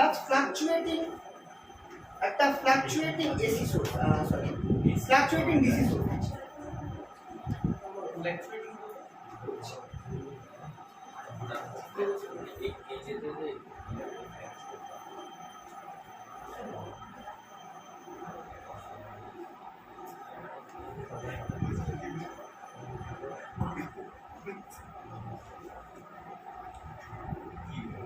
আমার কাছে একটা ডিভাইস আছে, এই ডিভাইসটাকে নরমালি আমরা রেজিস্ট্যান্স দিয়ে রিপ্রেজেন্ট করতে পারি, এটাকে আমরা একটা রেজিস্ট্যান্স দিয়ে রিপ্রেজেন্ট করতে পারি, সেটাকে আমরা একটা ডিভাইস বলছি। ডিভাইসটা এমন যে ডিভাইসটাকে আমার 3 ভোল্টের বেশি কারেন্ট বা ভোল্টেজ ডিভাইসের একপাশে রাখলে চলবে, মানে তার থেকে বেশি যদি ভোল্টেজ হয়ে যায় ডিভাইসের চারপাশে এমন কারেন্ট যাবে যে ডিভাইসটা পুড়ে যাবে। ঠিক আছে, আমরা একটা এমন ডিভাইস রেখেছি, যদি ডিভাইসের একপাশে 3 ভোল্টের বেশি ভোল্টেজ তৈরি হয়ে যায় তাহলে কি হবে, আমার ডিভাইসের মধ্যে দিয়ে এত পরিমাণ কারেন্ট চলে যাবে যে ডিভাইসটা পুড়ে যাবে। তো আমাকে চেষ্টা করতে হবে যে ডিভাইসের ভোল্টেজ যেন 3 ভোল্টের বেশি না হয়। এবার আমার যে সোর্সটা রয়েছে সেটা আমার 2 থেকে 5 ভোল্টের মধ্যে ফ্লাকচুয়েট করছে, 2 থেকে 5 ভোল্টের মধ্যে ফ্লাকচুয়েট করছে, এটাকে আমরা এই জন্য বলছি ফ্লাকচুয়েটিং ডিসি। এইখানে কিন্তু নেগেটিভ হচ্ছে না, মানে সবসময় উপরটা পজিটিভ নিচটা নেগেটিভ হয়েছে, তাই জন্য এটা অল্টারনেটিং কারেন্ট নয় কিন্তু ডাইরেক্ট কারেন্ট, কারণ এটা উপরটা সবসময় পোলারিটি সেম থাকছে কিন্তু ফ্লাকচুয়েট ভ্যালুটা কমছে বাড়ছে 2 থেকে 5, 5 থেকে, মানে এটার মধ্যে ডিসির মধ্যে একটা এসি কম্পোনেন্ট ঢুকে বসে আছে, কিন্তু যেহেতু এখানটায় পোলারিটি চেঞ্জ হচ্ছে না তাই জন্য আমি এটাকে ডিসি কারেন্টই ধরবো কিন্তু ফ্লাকচুয়েটিং। তো অটোমেটিক্যালি যখন 2 ভোল্ট আছে বা 3 ভোল্ট আছে তখন কোনো অসুবিধা নেই, কিন্তু যেমনি আমার 5 ভোল্ট হয়ে যাচ্ছে তখন সমস্যা হচ্ছে।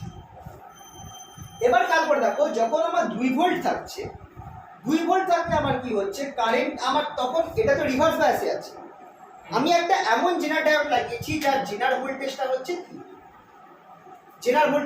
3, গ্রাফ অনুযায়ী আমার কারেন্টের ব্রেকডাউন ঠিক 3 ভোল্টে।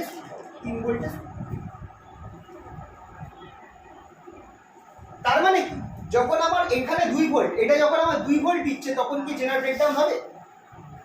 মানে আমার সামনের এখানটায় রয়েছে, মানে আমার কিন্তু জেনারের মধ্যে দিয়ে কোনো কারেন্ট পাস হবে না, তো যে কারেন্টটা পাস হওয়ার সেটা আমার এই ডিভাইসের মধ্যে দিয়েই পাস হয়ে যাবে। কিন্তু যেমনি আমার 3 ভোল্ট হলেও কোনো অসুবিধা নেই, কিন্তু যেমনি আমার এখানে 4 ভোল্ট হয়ে যাবে, যেমনি আমার ব্যাটারিটা চেঞ্জ করতে করতে 4 ভোল্ট হয়ে যাবে, 3.1 হলেও তো পুরো যাবে। আমি যদি বাড়িয়ে দিলাম 4 ভোল্ট করতে, তখন কি হবে? তখন 4 ভোল্ট কিন্তু জেনারেল এই সাইডে রয়েছে, 3 ভোল্ট থেকে দেখো জেনারেল কারেন্ট পাস করতে শুরু করে। এটা 4 ভোল্ট হয়ে গেলেই তখন জেনারেলটা হয়ে যাবে কন্ডাক্টিভ, এই কারেন্টটা জেনারেলের মধ্যে দিয়ে পাস করছে। তখন আমার কি হবে, এই যে কারেন্টটা যেটা আসছে আই কারেন্ট, সেটা দুভাগে ভাগ হয়ে যাবে, একটা আইজেড যেটা জেনারেলের মধ্যে দিয়ে যাবে আর একটা আইডি যেটা ডিভাইসের। এবার এই জেনারেল কত পরিমাণ কারেন্ট ক্যাচ করবে, ভালো রকম কারেন্ট ক্যাচ করবে। মানে ব্যাপারটা হচ্ছে এইখানে ডিভাইসটার একপাশে তো আমার কত ভোল্টেজ করবে, জেনারেল ভোল্টেজ 3 ভোল্ট, তার মানে জেনারেল একপাশে আমার 3 ভোল্ট করবে। কারণ দেখো এখানে পিকচারটা দেখো, জেনারেল 3 ভোল্ট রয়েছে, যাবে 1 ভোল্ট যাবে এদিকে। না না প্যারালেলে দুটোর একই ভোল্টেজ করে। জেনারেল একপাশে যদি 3 ভোল্ট করে, ডিভাইসের একপাশেও 3 ভোল্ট, মানে 4 গেলে এখানে 4 আছে, ওই 1 ভোল্টটা আমার এখানে 1 ভোল্টটা এই রেজিস্টার, সিরিজ রেজিস্টার আরেকটা বলুন, আমি বুঝলাম। 4 ভোল্ট তো সিরিজ রেজিস্ট্যান্সটা 1 ভোল্ট কেনে। জেনারে তুমি পিকচার দেখো, জেনার বলেছে যে 3 ভোল্ট হয়ে গেলেই সে কারেন্ট পাস করতে শুরু করে দেবে, কিন্তু তার ভোল্টেজ আর বাড়বে না। হ্যাঁ, সেটা ছবি দেখে আমরা বুঝতে পারছি। তার মানে জেনারের মধ্যে দিয়ে কারেন্ট পাস করে যাবে, কিন্তু 3 ভোল্টের বেশি জেনারেল অ্যাক্রসে পড়বে, 3 ভোল্ট ফিক্সড হয়ে যাবে। জেনারটা যেহেতু ডিভাইসের সাথে প্যারালেলে রয়েছে, প্যারালেল দুটো ডিভাইসের অ্যাক্রসে ভোল্টেজ সবসময় সেম না। তার মানে জেনারেল অ্যাক্রসে যেহেতু 3 ভোল্ট ফিক্সড হয়ে গেল, ডিভাইসের অ্যাক্রসে 3 ভোল্ট ফিক্সড হয়ে গেল। তাহলে এটার ভোল্টেজ যদি 4 হয়, তাহলে আমার জেনারেল অ্যাক্রসে 3 ভোল্টেজ করবে, এর অ্যাক্রসেও 3 ভোল্ট করবে, এর অ্যাক্রসে বাকি আছে। যদি এইটা আমার 5 হয়ে যায়, তখন এখানটায় 3, ডিভাইসের অ্যাক্রসে 3, এইখানটা আমার 3। মোদ্দা কথা হলো কি, ডিভাইসের অ্যাক্রসে 3 ভোল্ট আমার ফিক্সড হয়ে গেছে। তার মানে জেনারেল ডায়োডটা কি করছে, রিভার্স বায়াসে জেনারেল ডায়োডটা কি করছে, রেগুলেট করছে। এই জন্য এটাকে বলা হয় ভোল্টেজ রেগুলেটর, কারণ একটা ডিভাইসের অ্যাক্রসে সে ভোল্টেজটাকে রেগুলেট করছে, এটাকে বাড়তে দিচ্ছে। এইটা ছিল জেনারেল ডায়োডের খুব ইম্পর্টেন্ট, এই প্রশ্নটা কিন্তু আসে 3 থেকে 4 নম্বর। জেনারেল ডায়োডের ভোল্টেজ রেগুলেটর, ছবি আঁকতে হবে আর কাজটা বোঝাতে হবে, দেখবে লেখা রয়েছে।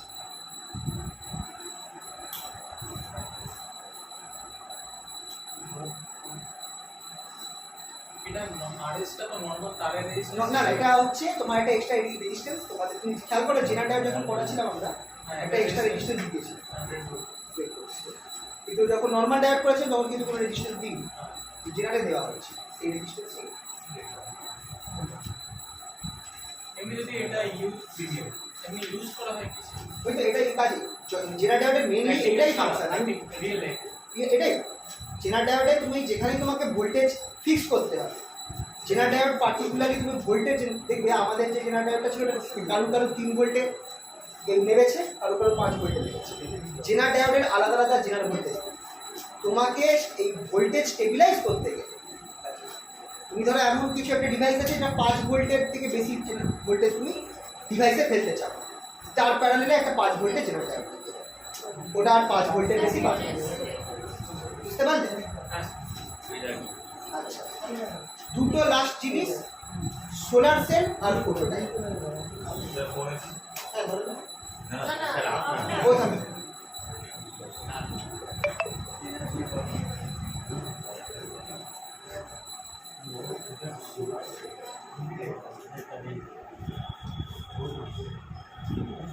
আচ্ছা, ফটো ডায়োড হচ্ছে, ফটো ডায়োডটা হচ্ছে সোলার সেলে সোলার সেল এখানে পাবে না হয়তো, আছে ওটা আছে। ফটো ডায়োড আছে, ফটো ডায়োডটা এখানে পেয়ে যাবে। সোলার সেলটা আমার পিডিএফ এ পেয়ে যাবে। এলইডি আছে, লাইট। ব্যাপারটা হচ্ছে তুমি এখানটায় একটা ডায়োডকে রিভার্সে লাগাচ্ছ, একটা ডায়োডকে তুমি রিভার্সে লাগিয়ে রাখছ। রিভার্সে লাগিয়ে থাকলে হবে কি, এখান থেকে আমার বাইরে থেকে যখনই ডায়োডের ওপর লাইট বা ফোটনস এসে পড়বে, হবেটা কি, আমার তো ডিপ্লিশন রিজনটা বড় হয়ে গেছে, এখানে যেমনি আমার ফোটন এসে পড়বে তখন এই ডিপ্লিশন রিজনের মধ্যে একটা ইলেকট্রন, আচ্ছা এই সাইডটা আমার মাইনাস আছে আর এই সাইডটা আমার প্লাস আছে, এটা পি আর এটা হচ্ছে একটা ইলেকট্রন আর একটা হোল তৈরি হয়। খেয়াল করুন, যখনই আমার লাইট এসে ডিপ্লিশন রিজনের মধ্যে পড়বে, লাইটটা তো একটা এনার্জি, এনার্জিতে হবে কি, ওই একটা ইলেকট্রন আর একটা হোল তৈরি হবে। ইলেকট্রন আর হোল সবসময় পেয়ারে তৈরি হয়, মানে কি হয়, একটা সেমিকন্ডাক্টর থেকে একটা ইলেকট্রন এনার্জিটা ফোটনের এনার্জিতে বেরিয়ে গেল, তাহলে একটা হোল তৈরি হয়ে গেল। এটা কেন হলো, লাইট পড়ছে বলে, বোঝা গেল তো? এবার তুমি এই দিকটা কি করেছো, এই সাইডটা নেগেটিভ করে রেখেছো, এই সাইডটা পজিটিভ করে রেখেছো। তার ফলে যে হোলটা আছে সেটা কোন দিকে যাবে, সেটা বি দিকে চলে যাবে, ইলেকট্রনটা আমার এন দিকে চলে যাবে। এইভাবে যখনই রিভার্সে আমার তো কোনো কারেন্ট পাওয়ার কথা নয়, কিন্তু ফোটো ডায়োডে আমরা এরকম আমরা কারেন্ট পাবো, যেটা আমার এই কি বলে রিভার্স বায়াসে থাকে। I stands for intensity.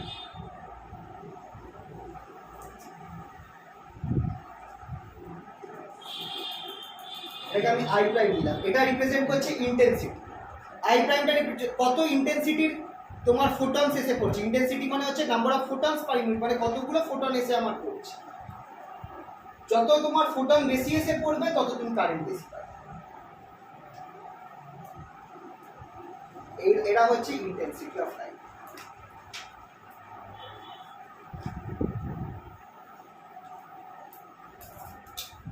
এখানটায় I double prime greater than I। যত বেশি ইন্টেন্সিটির লাইট এসে পড়বে তত তুমি, আর এই গ্রাফটা অনেকটা হচ্ছে আমার ফটো ইলেকট্রিক এফেক্টের গ্রাফ। ফটো ইলেকট্রিক এফেক্ট করেছিলে কত? অনেকটা তার মতো ঘটনাটাও তাই করছে, ফটো ইলেকট্রিক এফেক্টের মতোই ব্যাপার করেছে। যখন একটা এনার্জি এসে পড়ছে লাইট, একটা হোলার ইলেকট্রন তৈরি হচ্ছে, বলছে যেহেতু আমি রিভার্স বায়াস করে গেছি, বলছে আমার এই সাইডে চলে যাচ্ছে নেগেটিভের দিকে, ইলেকট্রনটা আমার পজিটিভের দিকে চলে যাচ্ছে। আর এরকম গ্রাফ উল্টো, কিন্তু এটা কাজ করবে না আমার এই ফোটো ডায়োড রিভার্স বায়াসেই কাজ করবে। থার্ড কোয়াড্রেন্ট, এটা হচ্ছে পিকচার। সোলার সেলটাও ফোটো ডায়োডের মতোই জিনিস, ওখানে আমি কোনো ব্যাটারি রাখবো, মানে একটা হাইলি ডোপ সোলার সেল হচ্ছে highly dope photo diode. Photo ডায়োডটা খুব কম আকারে কাজ করছে, মানে স্ট্রেংথ খুব কম, একটা দুটো ফোটন পেলে সেখান থেকে সে এই কি বলবো, মানে সেখান থেকে ইলেকট্রন ফোটন তৈরি হচ্ছে, তাই আমি একটা হালকা অ্যামাউন্ট কারেন্ট পাচ্ছি। কিন্তু এই কারেন্টটা পাওয়ার জন্য আমাকে কিন্তু একটা এই ডায়োডটাকে রিভার্স বায়াসে রাখতে হচ্ছে। যত বেশি আমার ফোটন এসে পড়বে, যত বেশি লাইট আমার ফোটো ডায়োডে এসে পড়বে, তত বেশি আমরা কারেন্ট পাবো। কিন্তু আমাকে কিন্তু জিনিসটাকে রিভার্স বায়াসে রাখতে হচ্ছে ফোটো ডায়োডের। সোলার সেল যেটা, সেটা হচ্ছে ফোটো ডায়োডের একটা অ্যাডভান্স ভার্সন, যেখানে তোমাকে কোনো ব্যাটারি লাগাতে হবে। ওটা এমনভাবে কাজ একই করছে, ওটা এমনভাবে তৈরি যে যখন তোমার ওর মধ্যে লাইট এসে পড়বে, সেই লাইটটাকে পুরো ইউজ করে সে কারেন্ট বাড়িয়ে, তাকে তোমাকে কোনো ব্যাটারি কানেক্ট করতে হচ্ছে। Solar cell, solar cell, solar সেলের ডায়াগ্রাম। সোলার সেলটা দেখবে আমার পড়া নেই, পুরো ডায়াগ্রামটা একদিন পড়া নেই, ওটা একটু তোমরা বলতে রেখে দিও। সোলার সেলটা দেখো পড়া আছে।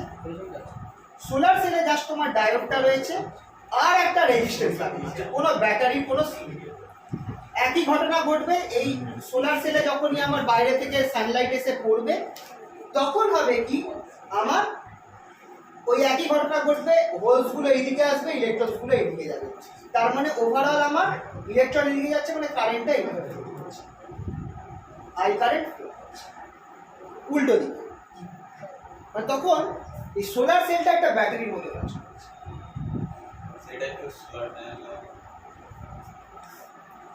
তাহলে ফোটো ডায়োড আর সোলার সেল একই রকম ভাবে কাজ করছে, তফাৎটা খেয়াল রাখবে। ফার্স্ট অফ অল ফোটো ডায়োডটা কম পাওয়ারে কম আছে, তাই জন্য একটা তোমাকে ব্যাটারি লাগাতে হবে, রিভার্স বায়াসে লাগাতে হবে। সোলার সেলে কোনো ব্যাটারির সিন নেই, তুমি একটা রেজিস্ট্যান্স লাগিয়ে দিয়েছো, ওর ওপর সূর্য পড়বে, ওটা এমনভাবে তৈরি যে ওর ওপর সূর্যের লাইট পড়বে, অটোমেটিক ও কারেন্ট তৈরি করবে। না, এটা এবার সোলার সেল এভাবে তৈরি করতে হবে সবাই, মানে ওটা ডোপিং সেরকমভাবে থাকতে হবে।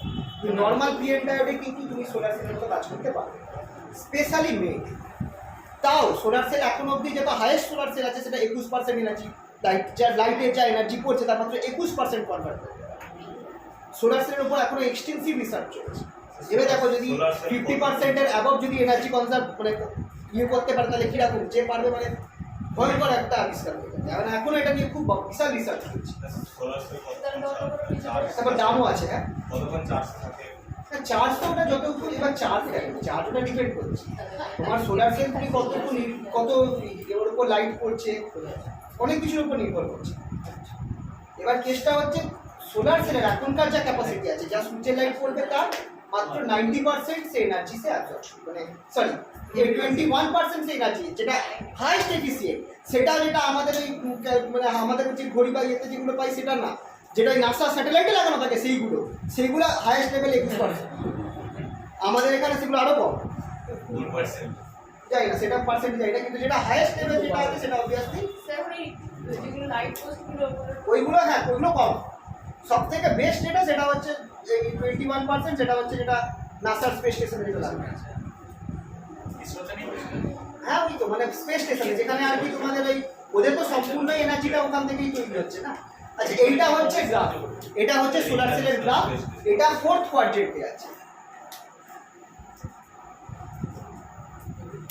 4th কোয়াড্রেন্টে রয়েছে মাইনাস আই আর এরকম গ্রাফ।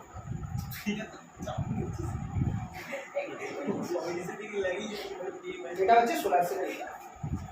খেয়াল রাখবে সোলার সেল হচ্ছে ফটোডায়োডের মতোই কাজ করছে, কিন্তু এখানে আমি কোনো ব্যাটারি লাগাচ্ছি না, ডাইরেক্ট রেজিস্ট্যান্স লাগিয়ে দিচ্ছি, ওটার মধ্যে আলো পড়ছে, সেই আলোটাকেই সে ডাইরেক্ট এনার্জিতে কনভার্ট করে দিচ্ছে, মানে এটা converting light energy to electrical energy. আর এটা হচ্ছে তার গ্রাফ, দেখবে এটা করা রয়েছে পিডিএফটাতে, দেখবে সোলার সেল আছে। পাঠিয়ে দেবো? হ্যাঁ হ্যাঁ না ও পয়েন্ট হবে,